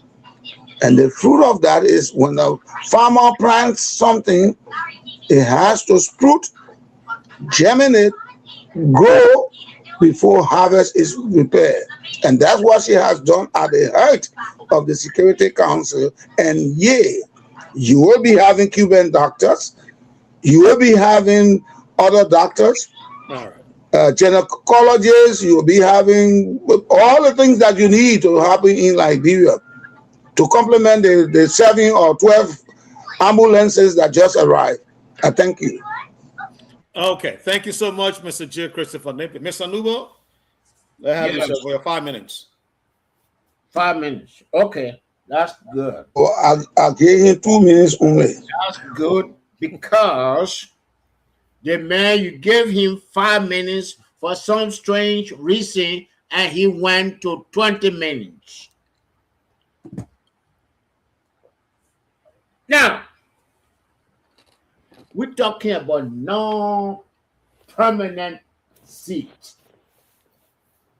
Oh, I mean, we have had several of those African nations. Liberia is in the door. Don't forget, Liberia is already in the door, in the room. No, you were talking. I want to complain about your minutes. As of 2026, we had 27 African countries serve as non-permanent members. And our staples, Nigeria, 6 times,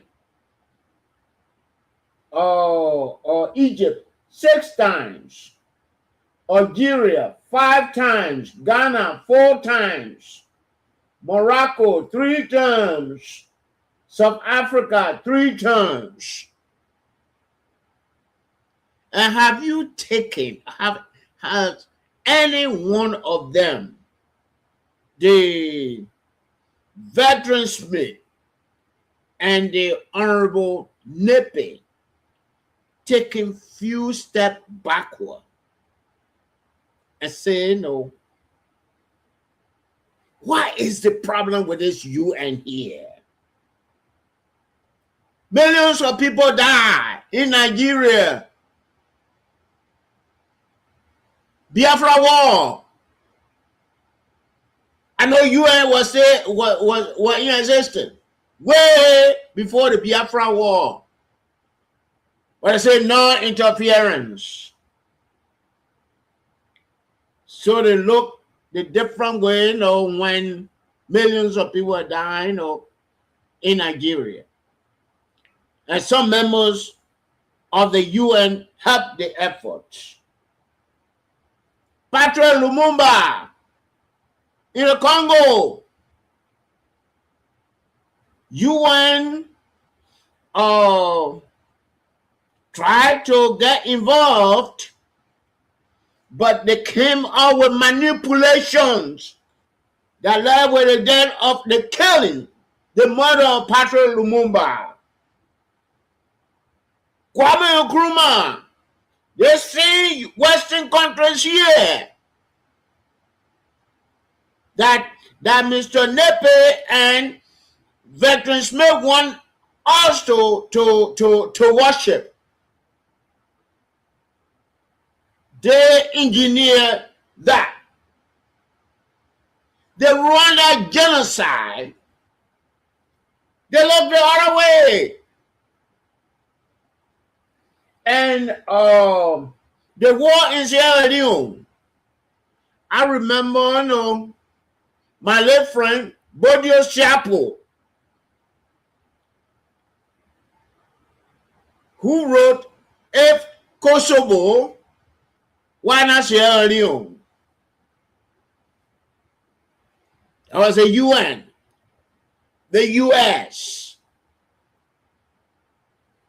So, they treat us as their bad carriers. And I always say that the Grebo people say the bat eat the breadfruit according to the way it hangs itself. When the breadfruit hides itself among the leaves, the bat will not see them. But we, the African nations, we who brag, that we are non-permanent members of the UN Security Council, we are not doing justice to Africa. We are not doing justice to our country. Thank you, Mr. Noble. I mean, no, in 5 minutes yet. In 5 minutes, 2 minutes. And I told you that we have serious conflict now as we speak. We got to go to the lines, gentlemen.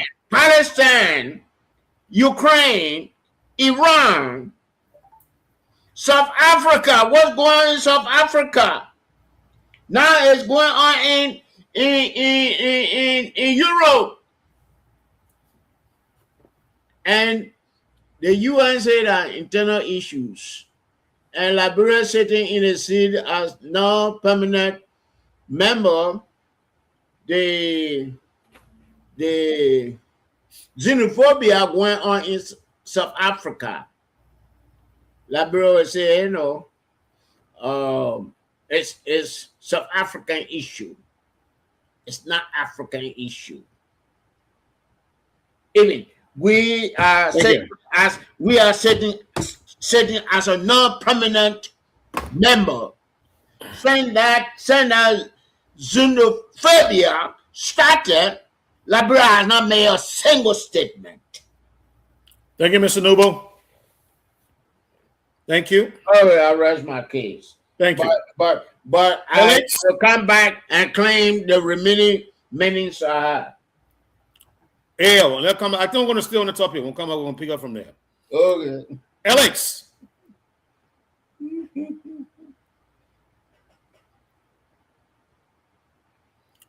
Alex, Guru is taking a nap.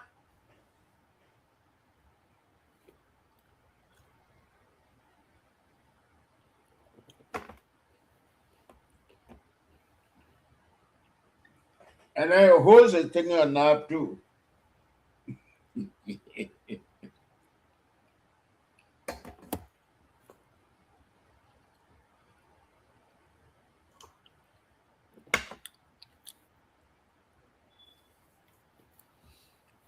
And then I'm trying to call you, not picking up. All right. We're going to pick up where we left, gentlemen.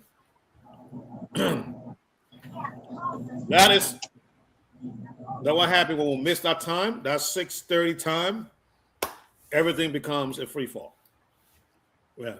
Because 6:30 we don't go to the lines. That's trouble. All right. So it's one of those days. We got to roll the punches. I think Alex is back. What? Alex is back. Oh yeah. Okay. I'll tell you. I'm here. Just listening. Just hold it. Veteran, where are we with the senator? I'm gonna go to the line. If he comes, then you let her know.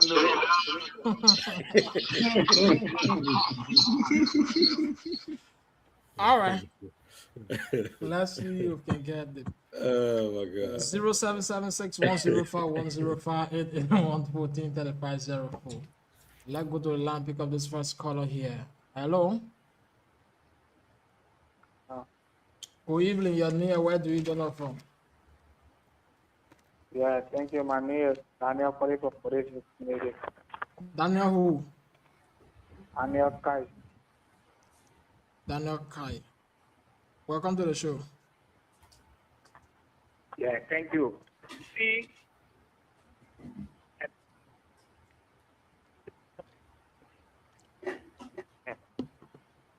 Go ahead, Chief.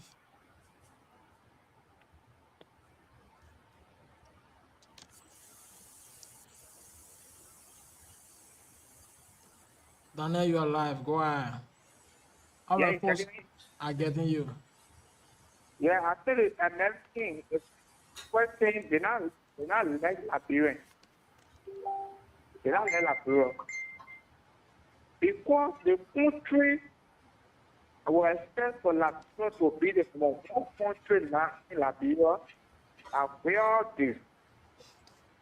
But when they move on the other side, it's not just it's not that they can't. They talking about the country, the country presidency now. What is the development I would bring Liberia? The improvement I will improve Liberia of Liberia to be better. But I'm telling my brother, the American again, they will be half of the yes with the fellow Liberia. Look at the 5 countries. Look at France. The people developing their country. They say, so that is what they want to developing the country. We want to America. What are they want to America for something that they tell me now? They see that we have to go and get a bit thinking. All that, I get a bit thinking. Oh, things that you like British to America, I'm ready. Because it's a say, America, Liberia, real that there must be going in Liberia. Who ultimately together we didn't say, oh, you're not good at that. For me, I think I need to nothing interesting in. So I did not know about be happy was not interesting. Now you want to have a there to connect it. I don't want to work for it. But now to now how now people are saying balance to connect for so let's so in my affair at it. Put out. Thank you, my dear brother. Thank you. Thank you so much. We've also developed our own country. Even the people get the money, won't eat the money, will eat the money. Yeah. So it level you. People in Africa today, not just France just coming to develop era, but they get them the money, people go and do the project. 776-105-105 881-14-3504 and the number supported you. 0776 105-105 881-14-3504. Let's hear you this evening. 776-105-105. Let's go on the land and pick up Bedeka 2. The retired captain, welcome to the show. Yeah, thank you, Mr. Guru. Thank you. Good evening to you. And good evening to our professors. Welcome into the evening class. Please convey my message to Professor Wright Achi, a black teacher I own and love it so much. You're born Bauer to send it. You smart, I want to like boy. So, thank you, Alice. With the topic on our discussion, this is a question I always ask myself. The headquarters of United Nations is in New York, right? Mm-hmm. And I get to observe that since the establishment of this organization called UN, United Nations, the headquarters have been in New York all along. So it said that the other member countries, they are not qualified or trustworthy for the headquarters to be relocated into some of these countries as well. Only in New York, United States of America. Now, the next question is, with all of the resources that we got here in country, by our membership with the United Nations occupying maybe key positions, is that going to be the one that will bring differences to us in terms of development, the usage of our resources?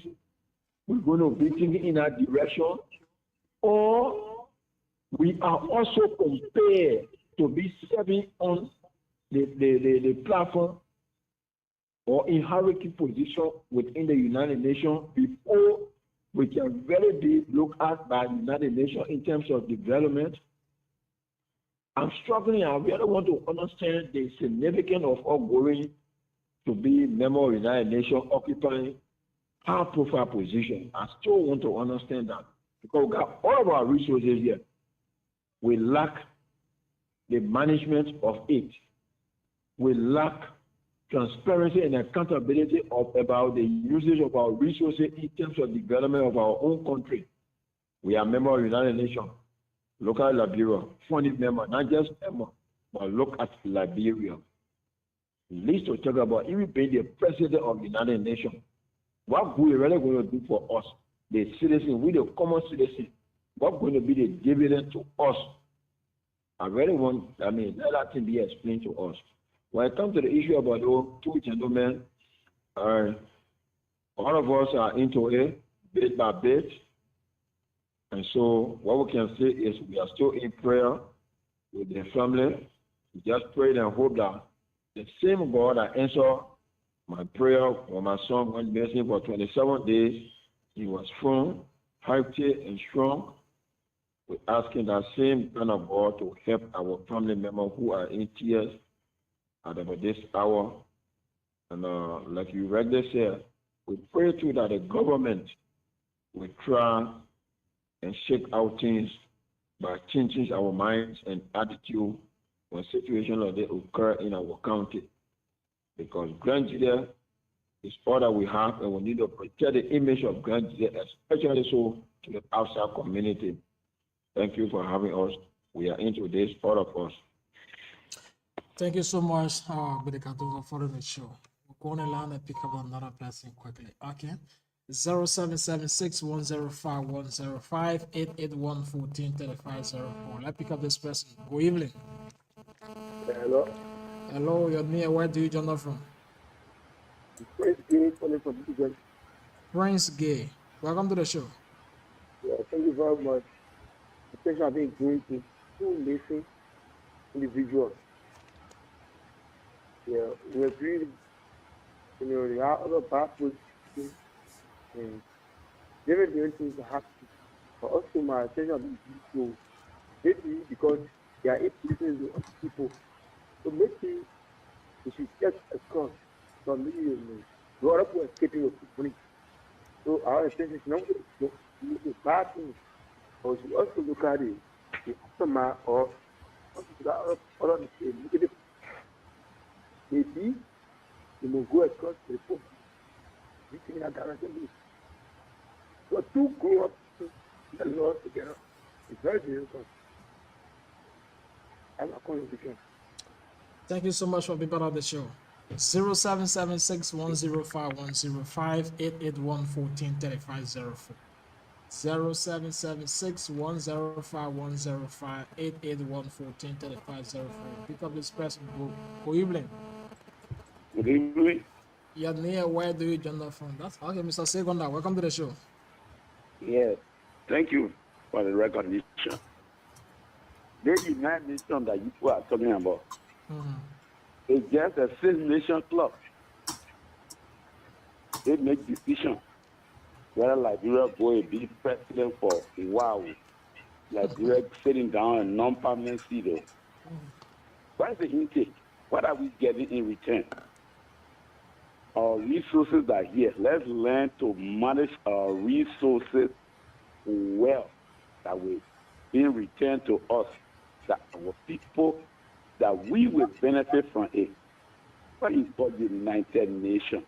United Nations sitting down right there. Well,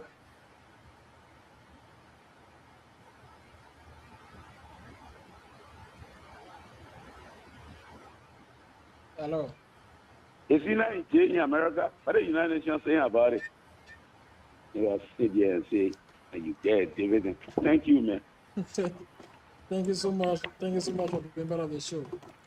0776-105-105, 881-143504. 0776-105-105, 881-143504. Let's hear you this evening on the program that beg to differ. 0776-105-105, 881-143504. Let's hear from you. For those of you just joining us, let's say good evening to you. Welcome to Top 105.3. You locked down with the program that beg to differ here on Top 105.3. So for those of you watching us on YouTube, Facebook, just like our videos, share it to other group pages that you are following also, so that other can be able to be part of it here this evening. So 776-105-105, 881-143504, 776-105-105, 881-143504 are the number support you through, and you're going to be part of the show here this evening on the program that beg to differ. We'll pick up two more calls and then get back to the panel. If not, we'll go back to them for the caller analysis, and then we'll put the show up to 12. 776-105-105, 881-143504.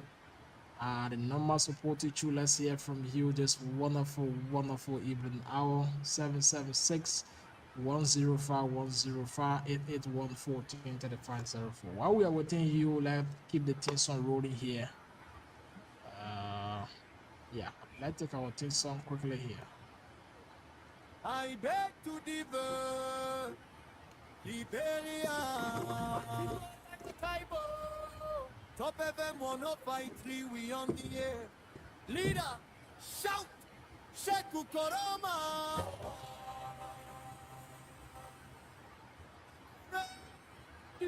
Archie right! Alex Liu! Producer correct! All tonight we beg to deserve. I beg to differ, my people. 0776105105 At the normal support issue, let's hear from you. 1 minute allotted to you. If not, we'll go back to the panelists this evening for the color analysis.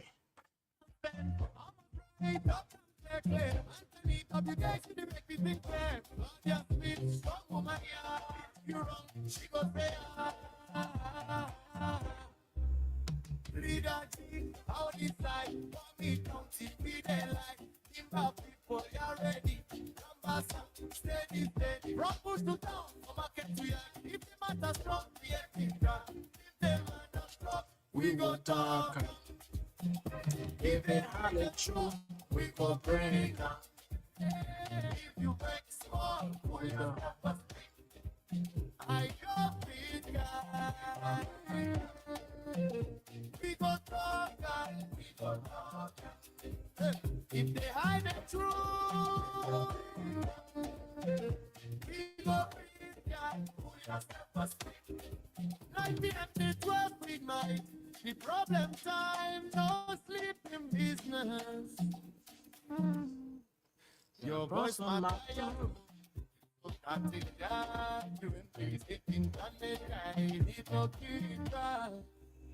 beg to differ, my people.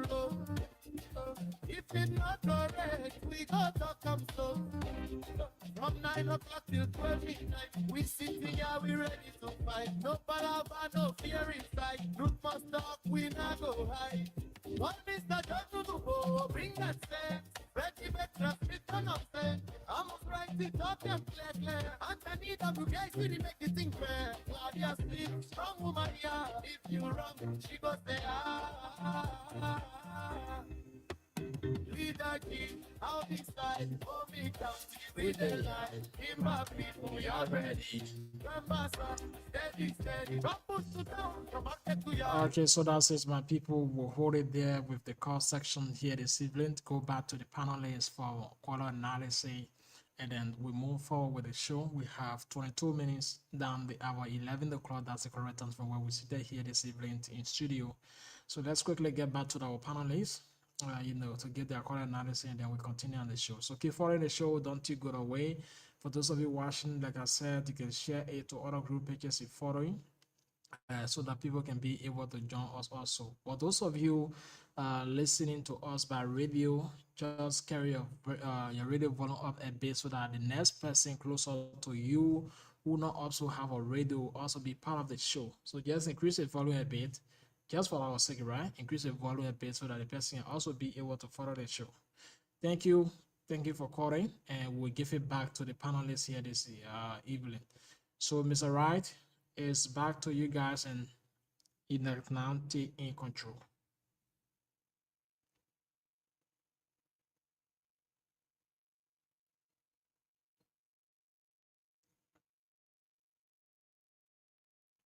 Mr. Wright? Mr. Wright?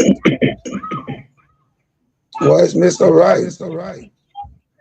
Honorable Right around. Let Mr. Wright is doing something. Oh, Mr. Wright is here, people. Mr. Wright is here. Yeah. Mr. Wright, who has the right to disappear a little bit. He disappear in action. All right. So you have to veteran on the senator camera stay around. Okay. You're the veteran. Yeah. So thank you so much. Thanks to all the callers for calling. We appreciate that. Your participation. I think it was too late, but of course not. You guys did call. Appreciate that. Let me start with you, Mr. Nubo. Callers analysis. Thank you very much.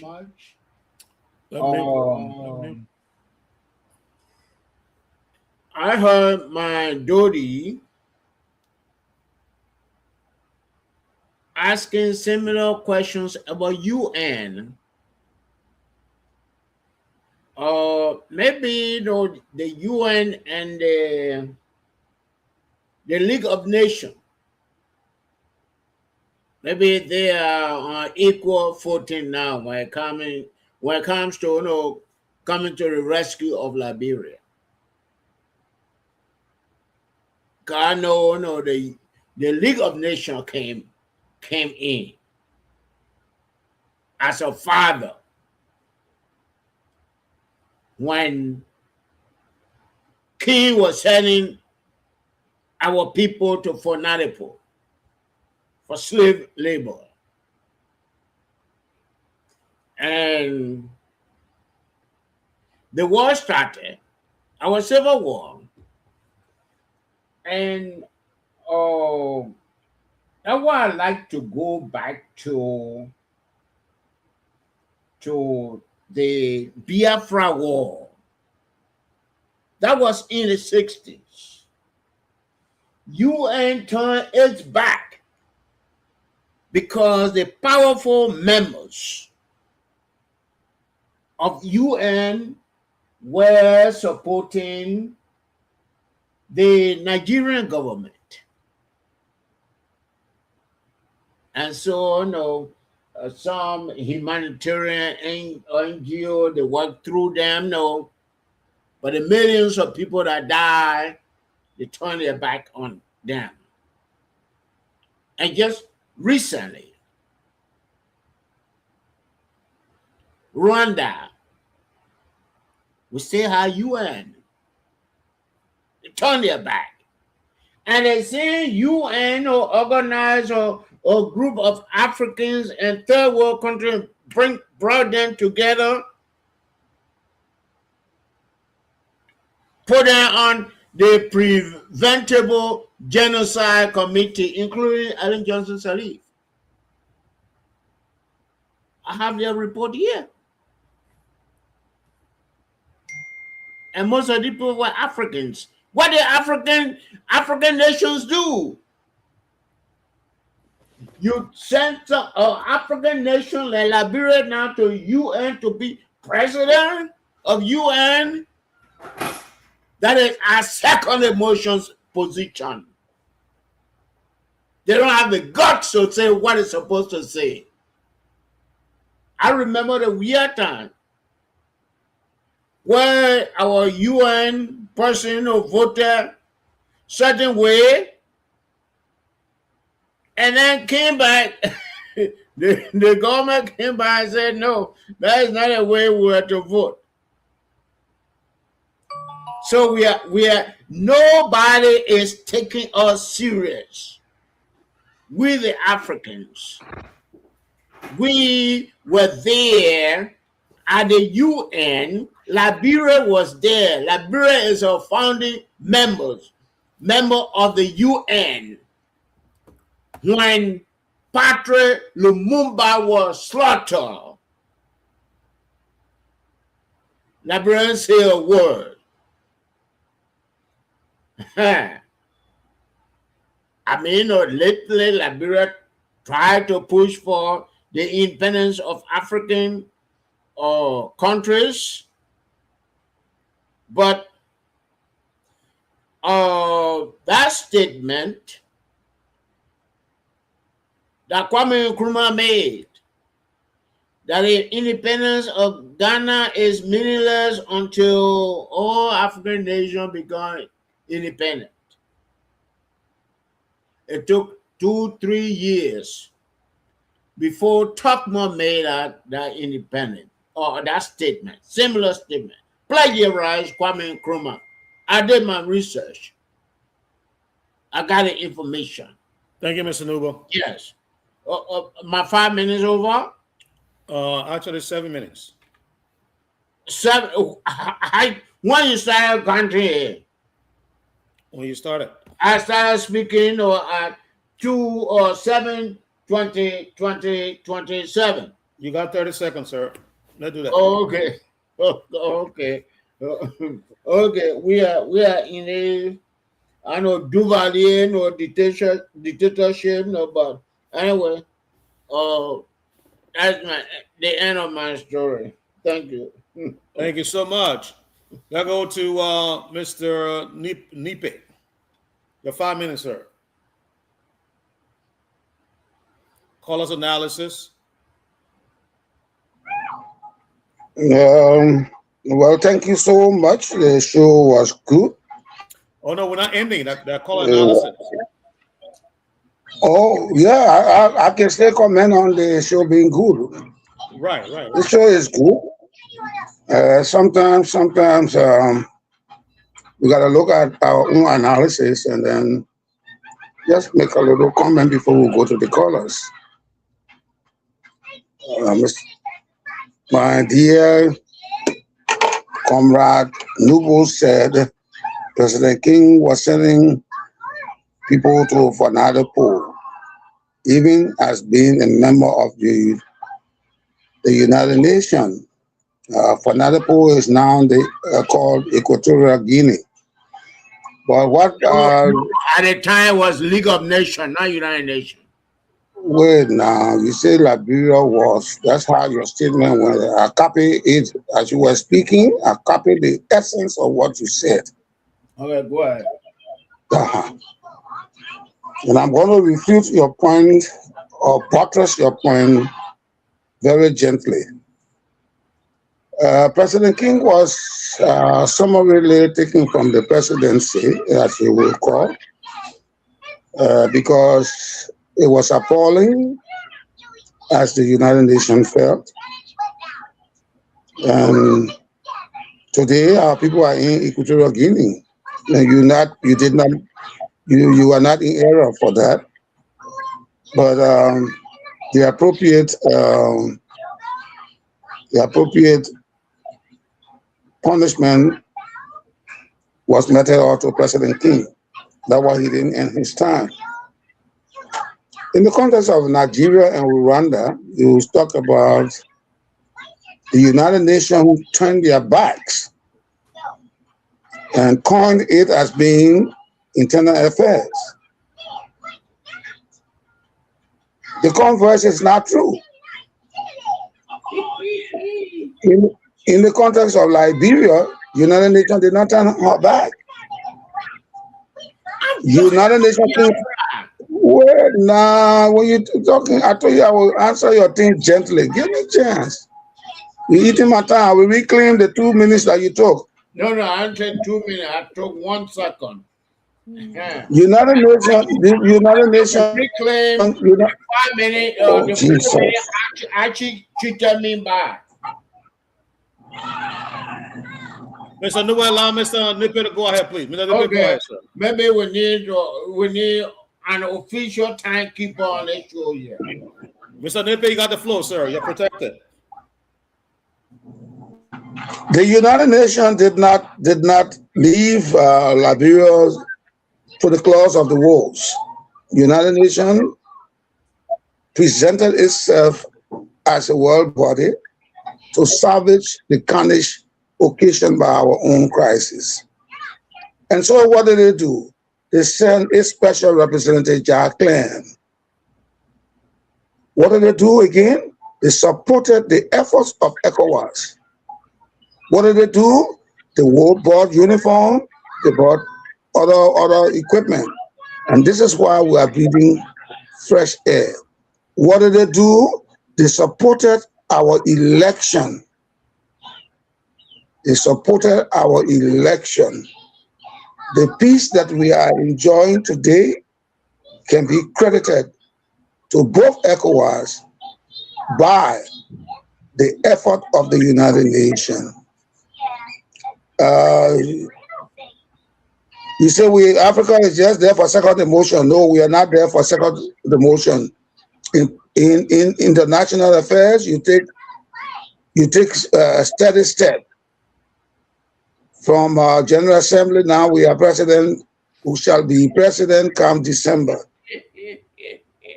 And All right, I want to just leave that for now on as regards to you. Say Gonda. Okay. Say Gonda. No, at the 5 minutes, I'm coming of time. This is not 5 minutes. This is not 5 minutes. That's why I got the time.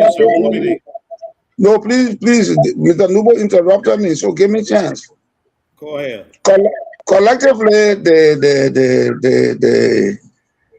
the colors were unified in what do we get, what have we gotten. You have gotten too much. Except that let me address the issue of Mr. Captain Emmanuel Doe, the retired captain. When you have a headquarter, of an August body, you don't just move it around. You don't move it around from one street to another street, from one village to another city, from one country to another country. The United Nations headquarters remains New York. So I just wanted to make sure so you can understand that. What do we gain? Whenever we have trouble in our country, all the malaria medicine, all the cholera medicine, the epidemic, the pandemic, the parastatal agencies under the United Nations have continue to come to our aid, including UNESCO, UNDP, etc. So I think we should be kind enough. Nobody gets anything on all of the things, but they get something. Even the growth process of the human being is incremental. There is a famous parable that I think you know is in the Kwa tribe, especially for us, the fishermen. You cannot enter the canoe with your 2 feet. You pull 1 foot and 1 foot at a time. You cannot climb a tree, be a palm tree, by jumping from the trunk at the base and elevating yourself to the apex of that tree. You go gradually. When you are swimming, those of all who are fishermen, you don't swim to get to your canoe just by one step. Mr. Nipe 30 minutes. Because I'm trying to. No. You are not the only person on the show yet. Oh. When you talk, I don't talk. I'm trying to gently push all of your arguments aside. All right. Since you want to use your call lights on me, I beg to dodge your call light by just silencing myself. Thank you so much. Perfect. Let's move on to Veteran Smith.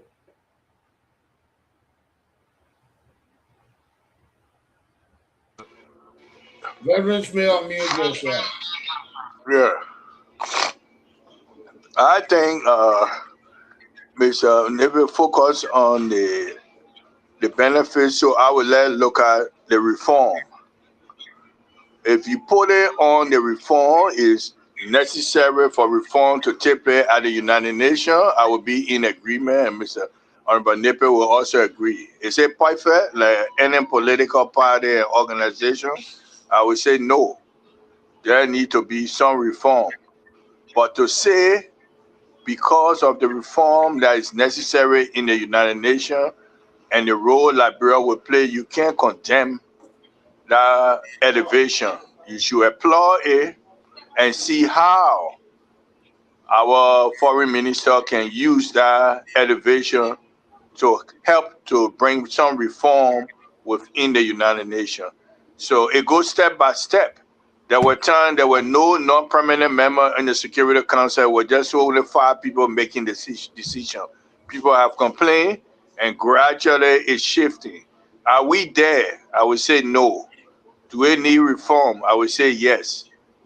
But because we need reform, you can't say what have the United Nations done and forget about some of the good things that Honorable Nebe stated.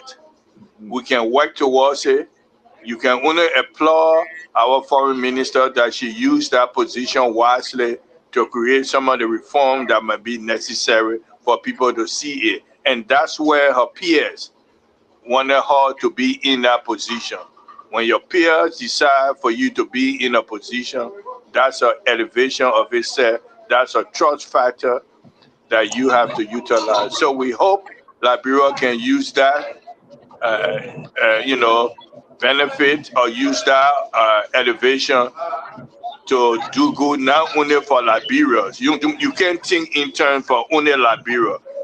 Think in terms of Africa. Angie Brose, when she was head of the General Assembly, the Colonization Committee, she did very well. That had some of the African countries gain independence. So you can't say when one at a position, what would they do? Angie Brose used it wisely to help the liberation or the statehood of some African state. That's why people remember her. So it's now the turn for our foreign minister, whether she can use this, and the trust have been put into her to use that position wisely to bring some reform within the Security Council. It won't be easy, but if anybody can do it, Liberia has set the example, and that's why they trusted Liberia to be in this position. And Liberia is boxing, and Liberia is boxing like Cassius Clay. Liberia is boxing and dancing at the same time. She's throwing punches, and at the same time she is dancing. That's what Liberia is doing. And Liberia is boxing and dancing at the same time. We see I can claim it. nationalistic here. Let's be nationalistic here. Liberia is boxing and dancing like Cassius Clay.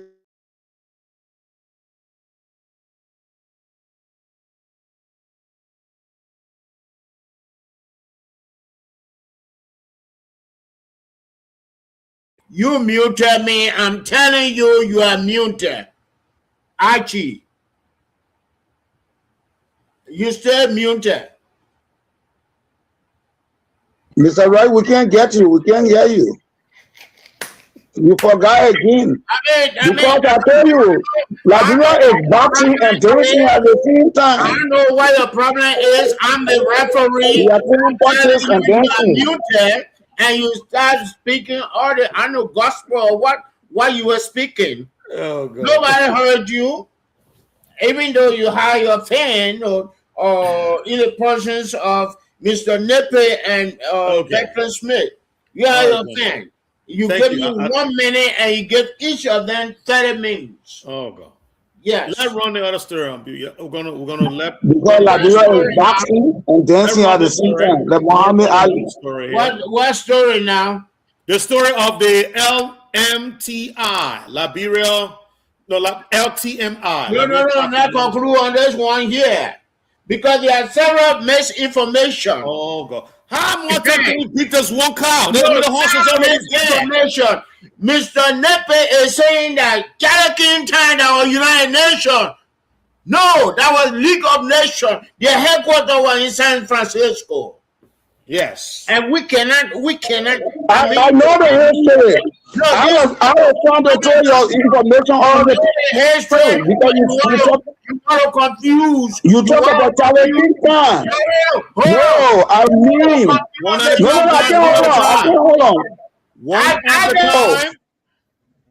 One at a time, my people. Mr. Nippy, allow Mr. Nubo to finish. Then you come in. You know the history. I know you know the history, but you want to confuse everybody. And Veteran Smith came and jumped on what you are saying. I said that as of 2026, 27 nations serve as non-permanent members. And today is Liberia turn. I told you how many times Nigeria served, how many times Egypt served, how many times Algeria served, how many times Ghana served, how many times Morocco served and South Africa. But we have not seen the fruit. And Liberia is in that position today. And we have all these issues of currency. And Liberia has no position. So that does not benefit Africa. Mr. Wright, that's the statement I want to make. Thank you. Let me get a rebuttal. Well, let me clean your statement out gently. When you mentioned about President Charles Dunbar Borges King, I was quick to point out that, and that coincides with the historical context of 1954, when the League of Nations was being phased out. And I remember I called the name of Josh Patmore. I called the name of Councillor Clarence Lorenzo Simpson. And there was a colonel that was on that delegation. I'm fully abreast of the contextual reason why the League of Nations was phased out to the United Nations. Ever since that time, Liberia has benefited. You know that in life, even the growth process of all of us as human beings is incremental. Nobody is born and then become a man instantaneously. Nobody climbs a tree. By the time they get to the trunk of the tree and then they rise up to the top. Nobody swims and then they get to the Yakino. What is Liberia doing? Liberia maybe we need to move on because what you're explaining, does not make any difference from what I was saying. But Mr. Nubo, you want to give me chance, please. In the United Nations. No. The man had over 35 minutes. No, but you got a mistake. No, 10 minutes. He is rebutting to what you just said. Allow him to do so. No, he is not rebutting. Allow him to rebut what you just said. He named the people he named were not the people that were involved in the League of Nations. Okay, but he rebutting to you. That his statement. So maybe go ahead. Liberia's delegation to San Francisco included Councillor Cindy L. Simpson, George Padmore, and a colonel whose name has slipped my memory. That was in 1954. And that's why we have August 24 at United Nations Day. So I am well versed when it comes to the historical context, why and how the United Nations came into play.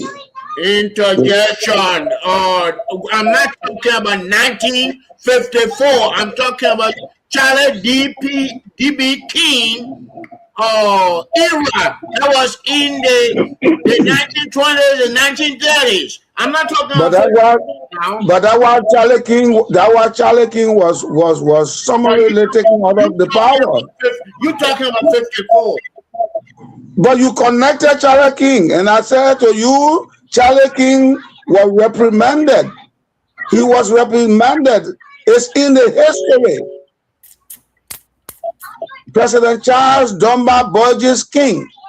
We just call him Charlie King, CDB King. But that was his full name. Actually, I think we should move on to a different topic. You see, you always talk about being dictator, but you want to be the dictator now. Let's move on. You said you still want to talk on this topic. Now you want to move on. Let's finish with the topic. No, he's talking about I'm talking about 1930. He's talking about 1954. But that's what I'm talking about. I'm talking about the fanatical issue, and he is not concerned about that. I'm concerned. That's why I told you. Actors in the fanatic. Wait, nah, Mr. Nubo, name me the people who filed a complaint to the League of Nations. Mr. Nubo, I'll pick it 1 second. Because I think we got to settle this. Mr. Nubo, you made a point Mr. Nubo is not, I'm sorry, Mr. Nubo is not obliged to come and talk about what So you should go to talk about 1954 when I'm talking about 1930s. If it is in connection, why not? Oh, okay. Let me go ahead. It's in connection. No, it's not in connection. Okay, but let you say it on. Here you come out. Okay. Why, Mr. Nubo?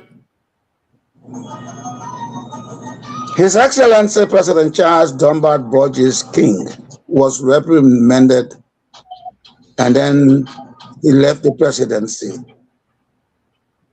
At, during, or on the period that you just spoke about, Forward Trust will come to the United Nations.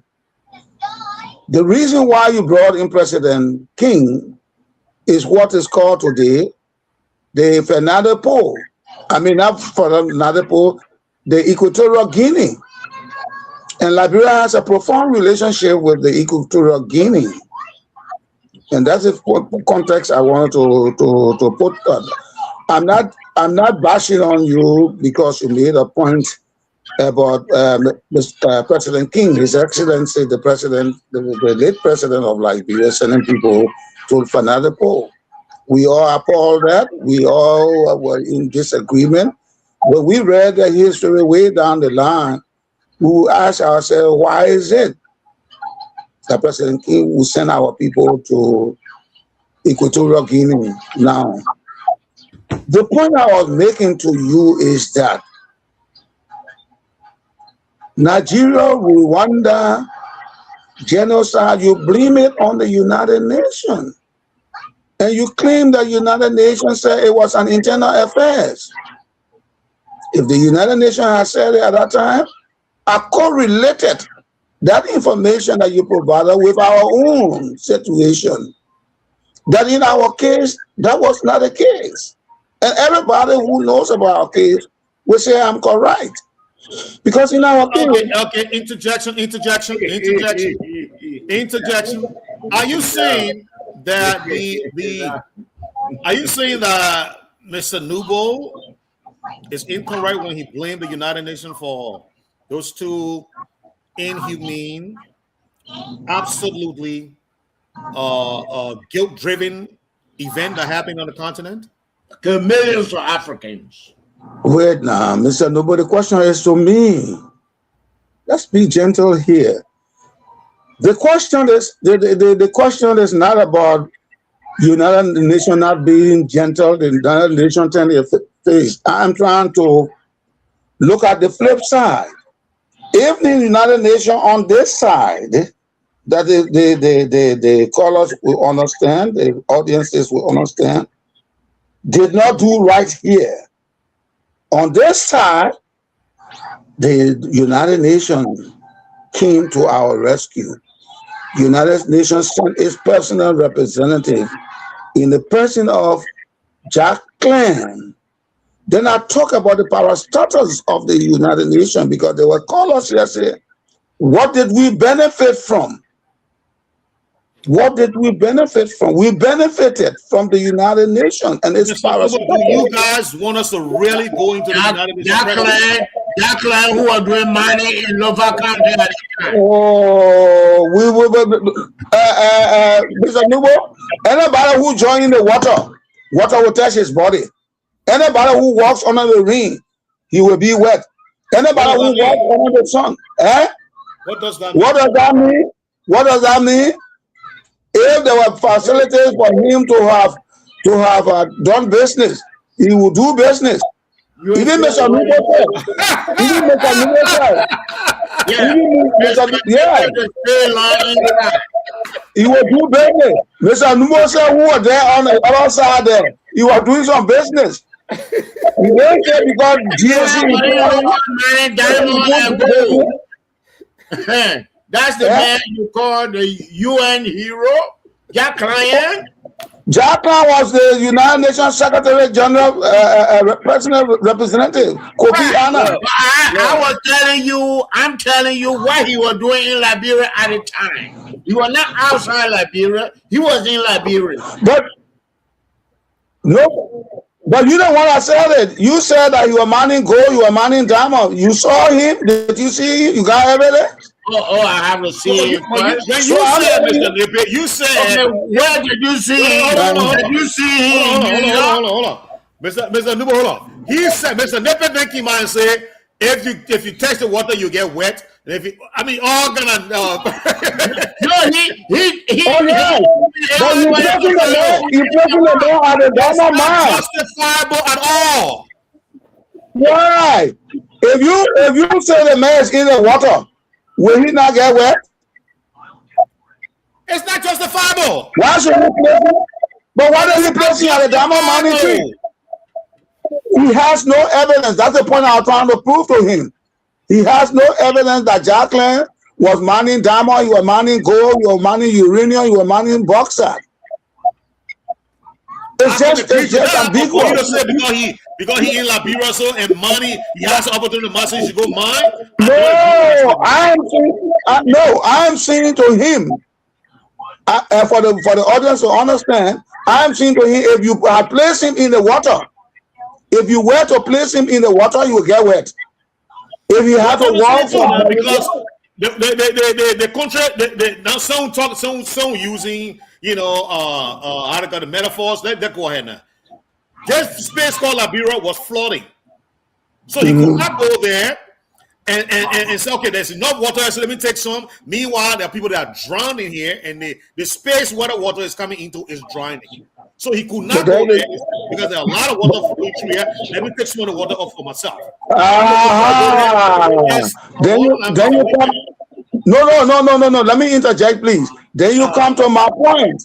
That indeed he was not mining because the water. Said if he gets there and he see, according to your article, your metaphor, if he touches the water, he can say, "Oh no, I'm the water can out." You should take some water to that. What you saying? He will go. Let me ask you a question. Direct question. Where are you seated? In my house. Are you touching the table? Yes. Because you are seated where you are. You are seated before your table. Okay. So in context, Mr. Achive is sitting before his table, so he has to touch his table. Mr. Nipe is in his residence. He's sitting before his table. He has to touch his table. The allegation was what I was trying to refute, that if you put him in the water, water will touch him. If you make Jacqueline to have no vehicle to walk from Monrovia to go to Firestone, he will sweat under the wind or under the sun. Context. Yes, Mr. Nubo accused Mr. Jacqueline of engaging in activity he was not supposed to have engaged in. You said if you put the man in the water, the man will touch the water. Meaning you put in like an opportunity there for him to engage in mining, and so he engaged in mining. No, you're taking that out of context. You're taking that out of context. I spoke subjunctively. It was subjunctively that I spoke if because Mr. Nubo has no proof. He does not have any proof. He does not have photo to convince the audience that this is what Jacqueline was doing in Mano River. This is what he was doing in Putu. So I'm saying, if you took a doctor and you put him in a hospital, of course, it is equitable to Mr. the proximity. I'm coming. The proximity of his presence, he will touch medicine. He will touch medicine. He will touch patients. I have to He come will go in the operating theater. That's what I'm trying to say. But if the doctor will not go, let me clarify, sir. Let me clarify, sir. You already made your statement. No, if the doctor was not in the hospital, it is logical that he will not touch anything, as if he were in the hospital. That's the point I'm trying to make. So you have to understand the contextual thing, and don't just infer that Mr. Nipe is saying, "Oh yes, he agree with Mr. Nipe." I am taking his statement completely off the table. Okay. Okay, Mr. Nubo, you have the time.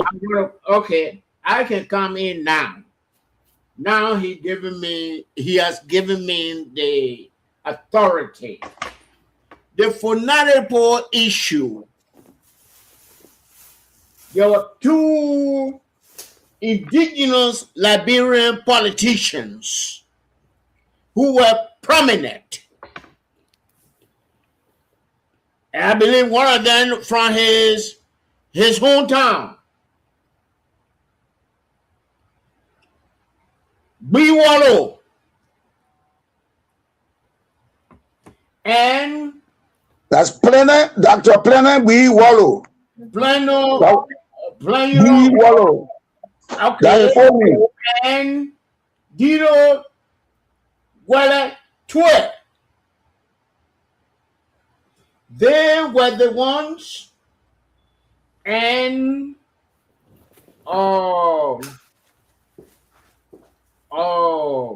wait, Thomas J.R. Fordland play a part, and the indigenous advocates. And these indigenous came from Grebo and Kru tribes. Grebo, let me make sure. Grebo, Kru, Grebo, Bassa, and other communities. These were the people that filed the complaint.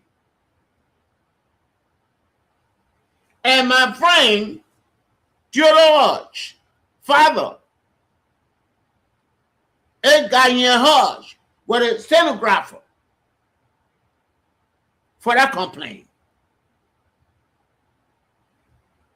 And Mr. Nepe want to say here that, and calling King, Charles D.P. King, calling him His Excellency. Why should we go that route? The man who served mankind, and he talking about Equatorial Guinea, we are talking about Funadipo, and they got independent, they call themselves Equatorial Guinea. I'm talking about the name they had at that time. And Mr. Nepe is here on the platform to confuse everybody. Even the children of the chiefs that protested against the forced labor in Funadipo. I think Mr. Nepe is wrong, and he must apologize to the native people, the indigenous here, including the people of Charlestown, where he hailed from. I rest my case. I don't talk 10 hours, 20 hours like him. I make a point, and I go sit down to listen to him. Thank you, Mr. Nubo. No, I was speaking to Mr. Wright. Yeah, but I know you brought in one name that. No. Let's go to Mr. Wright. Not you. Mr. Wright not there. Mr. Wright not here. Okay, if Mr. Wright is not there, we can wait for him. Then let's go to Veteran Smith. He's not there, so we'll keep the audience. No. Let us be mute. Oh, so we'll keep our people in suspense? I thought we were having a show. Because you are here to confuse everybody. No, I'm not. Yeah. Where's Mr. Tony Hodge? Where's Mr. Tony Hodge? You are here to pretend that you are the man with the wisdom, the man with the history, but you don't have the history. I'm not seeing the history in you. No, Mr. Nubo. Yeah. Mr. Nubo, I think we are here to provide information to our people. Okay. And we should not be offended when one person is trying to clarify. I'm not offended, but I'm talking about 1930s. You talking about 1954. Well, the thing about it, you tie that conversation in with the United Nations. You talking about people you know. You talk about that. We talk about that. Professor Plenabui Wallo, Duo Tuer, they made a complaint to the League of Nations. That is a firm point, and it is acceptable. And I cannot sidetrack you nor push that on the window. But when it comes to the point that the United Nations did not do anything for us, then that is short-sighted. It's short-sighted kind of thing, you know. Tell me what United Nations did in Biafra war. Tell me what it did in Rwanda war. Tell me what it did in Sierra Leone. I can tell you what it did in Kosovo. Mr. Nubo, whether they did something in Kosovo today, the former Yugoslavia, you have them divided into two or three regional nations. You have the Serbia and you have the other people. So it was Yugoslavia you're talking about. So you don't have, so the Slavian speaking people had to disintegrate into different sectors. Do you know when the African or Liberian politician talk about balkanization? I know you know that. You know what you're talking about? Mr. Noble, I think we have the acronym of our station is STOP. Teach our people. And we are not here to battle out with each other on the panel. That's why we are called panelists. We are only, our trust of thought will not be synced. There were certain places. There will be certain areas that you and I will be very congruent, and there will be certain area I will go off because of what I know, what I understand. So let us show appreciation for our various thoughts. You see, there can be a point of conversion in our thought pattern unless we listen. That's why the elephant say a good listener is a good conversationalist. So we'll keep a conversation here.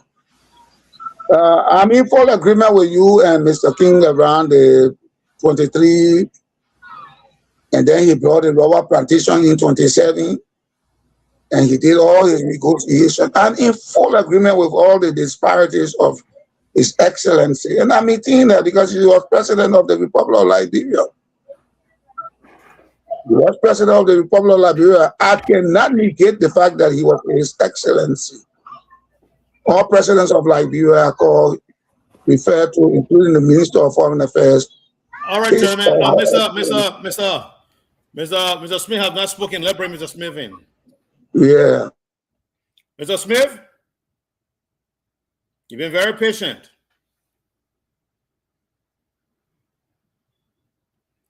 Mr. Smith, are you there? Okay. Yes, go ahead, I'm here. I'm here. Oh, okay. Go ahead, Mr. Smith. We're on the same subject.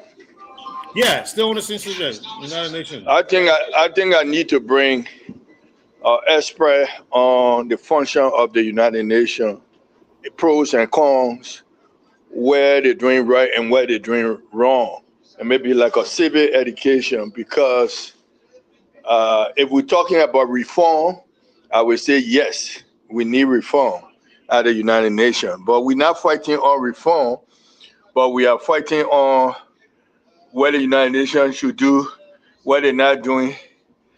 And maybe through the reform, it will enable the United Nations to do some of the things that they're not doing. I think that's where it's needed at the United. But is the United Nations useful? Yes, the United Nations is useful. Have it been helpful in the past? Yes. Have it had some failure in the past? Yes. Should we abolish the United Nations? No. So the only alternative left now is a reform. Now, how should the United Nations be reformed? That's where we're not talking about.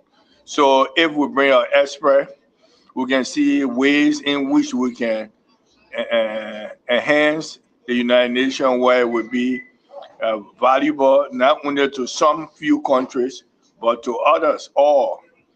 And I think that's where we should give Foreign Minister Yanti an opportunity, being president of the Security Council, what she would do, because this is the only body that the 5 superpowers have voting rights and can control. But how can she use this to make things work? Maybe the police found something about her that is very unique, and we might not be aware of it. But one day, if I can get her to come on this show to tell her what her PS found in her to give her such a difficult task to operate under, and hear what she would say. I think there is a room that she can operate. There is a room she might try to create some reform, and maybe that's why they saw in her to select Liberia to play a part. Since she understands everything Liberia have been through, civil war, how Liberia came out of the civil war, and used such knowledge to reform the Security Council. So that's where my discussion would like to be, how we reform the Security Council. Thank you, sir. Thank you. I want to say on that note, we cannot hope on that. I know that's the last thing we want to lose, is hope, because to lose hope is to completely degenerate into the abyss. But when it comes to the United Nations, all hope is lost. All. You know, they say power does not give. Nobody holds on to power and give it up easily. These 5 nations that controls the United Nations, they are now willing to open up this five membership club to the rest of the world. China with billion plus people, India with billion plus people, Africa with billion plus people does not have not even a single seat on the table. Well, China does. But India and Africa, they don't. And that is unacceptable. You're talking about almost 3 billion people combined. India, 1.5 billion, perhaps. Africa, 1.2, 1.3, you know, you can take your pick. You're talking about almost 3 billion people on the face of this earth has no representation at the highest decision-making body on the planet. Because today, if the UN Security Council said they want to take this action, even the ones that are going to conquer space, nobody can stop them. They got the means to do it. They'll put all the efforts in there, all the resources, and it will go conquer space. Nobody can stop them. Equally so, if you say you're a president, you're gone, you're gone. You know, we saw it with Gaddafi. He was gone. You know, we saw it with Cote d'Ivoire. Even though the election wanted to say, well, we choose this man. That was it. And Ouattara became president. They can do whatever they want to do. At that body, there's almost 3 billion people have nobody to represent them. And so when I see the joy, and I don't mean to cut anybody's joy short. I don't mean to dampen anybody's spirit. I have so much understanding of the international body I understand geopolitics. I read the Financial Times. I read RT. I follow the CNN. I follow the BBC. I follow internationally recognized geopolitical experts, economists, I do all of that. I'm well read on the issue. So I have the authority to tell people that all that you see is nothing but a facade. It's window dressing. Put up a cloth, or behind that cloth, it's a broken glass. It's a broken wall. A fragile foundation. But to put up the curtain so that you see this beautiful curtain and you think all is well with it. But all is never well. Because the world is a selfish place. Very selfish and mean. It has got to even mean. Vicious. Yes, very vicious. In this world, I'm sorry, for those of us that come from a country like Liberia, it's for any African country for that matter. You saw what Donald Trump did to South Africa. Undressed the South African president right before the war, right there in the Oval Office. And that was it. What came out of it? He could not do that to Putin. He could not do that to any other president. Well, Ukraine, I'm not talking about Ukraine. Ukraine is it's a failed state. But South Africa, it's a bona fide nation. But he took Ramaphosa, put him down right there and undressed him. Couldn't have done that to any other president. But that is the world we live in. That is the world you're saying that Liberia can go into and change things. It is not possible. Let's not fool ourselves. The time is almost 1:30 a.m. in Liberia. Let's take this at least 5 minutes. I'll get everybody 3 minutes each to close. Mr. Napier, you don't go to Veteran Smith to close, sir. Thank you so much. We have benefited. We foresee benefits coming when we assume the presidency coming from the period December 2026. We cannot apologize for His Excellency President King's action because the action was taken. An action was taken by the League of Nations to have booted him out of office. So that closes that chapter. When it comes to Fernando Po, what he did, there's a relationship between Liberia and Equatorial Guinea, a profound relationship. Sometimes in a bad actor's performance, sometimes there are good that come out of it.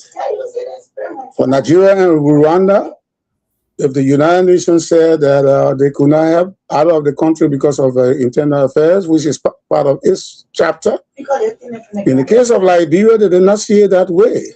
They help us. They reduce the impact of the carnage, destruction of property. They help out with funding.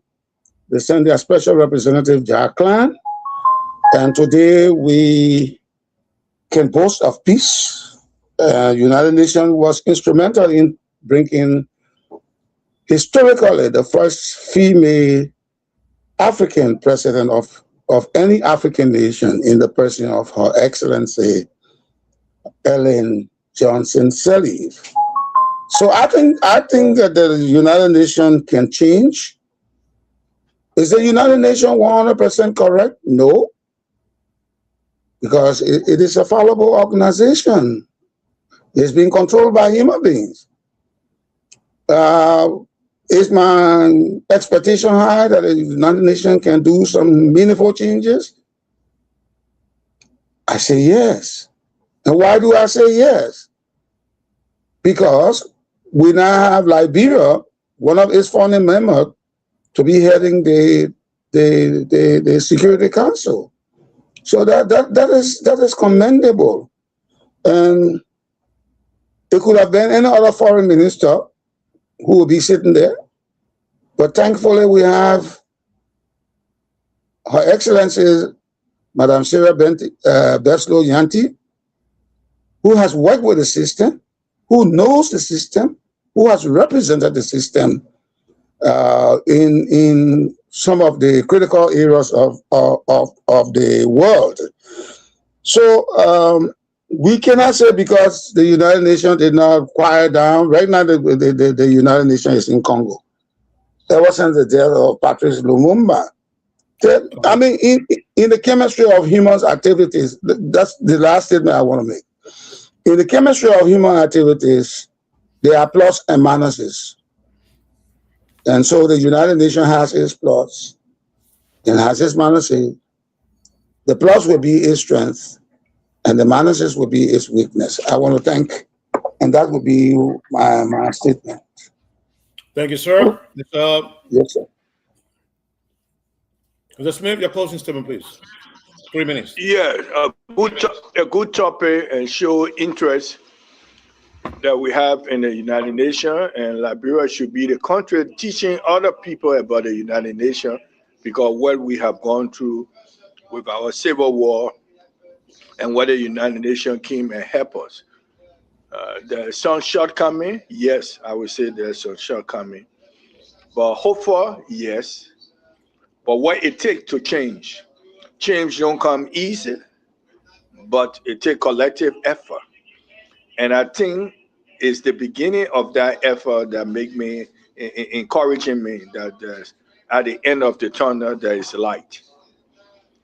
For your peers to look at you and see you fit to represent that seat, that's not an easy seat, it's a hot seat. For your peers to say, go there, we believe in you. We put you there as non-member country, you're doing a great job. Now we want you to go there, not only go in there, but see how we can minimize some of the far powerful nation, how we can stay operate, if not reform totally, but able to stay come up with some meaningful gains. And we know you can do that. We see how you do quiet diplomacy. We see how you work. Now we must see how you can do this difficult tax. Will the tax be easy? No. But for your peer to trust you and give you that opportunity to try. Failure is not bad, but refuse to attempting to do it is bad. So with the hopefulness and with Liberia showing good sign on the international scene, with type of people we have, like my mentor, Angel Bruce Randa, who I will always cherish, and now Foreign Minister Yanti, I think we go in good place, and this will be a milestone if she can go there and change things. And this where Liberia have always done in the past, where no other country, African country, have done. So that's why the Lone Star shine yesterday, today, and Lone Star will shine in the future. On the line of the senator, hopefully we can get him tomorrow. If not, we will get someone from the local government to talk about the same thing the senator. I will give him the last opportunity to come on the show tomorrow. I have sent text to him. I'm talking about Senator Yaya Nimle. You represent the people of Grand Jita County, and we at the station can help you get to the people. No other station can do that. So the veteran giving you another opportunity, Senator Yaya Nimle, come on our show and say what you have to say, what you said to the other media, say on our platform so our people can hear it in Grand Jita and the Southeastern region. I will reach to you tomorrow and give you that opportunity. You owe that to the people of Grand Jita County. That's how we conclude. Thank you, Mr. Smith. Thank you all for being part of the show tonight. It was a great spirited discussion, as usual. And I want to thank all the callers for calling in and being part of the show. We appreciate your participation. At this time, Mr. Alex Wulu, take us home, please. I don't know if you can take us home tonight. It's almost 1:30 there to you. Alex, are you there? Okay. Mr. Smith, I'm going to close up from here, so good night. And before you close, the World Cup ended where Mexico defeated South Africa 2-0. All right. Thank you. We go bring down,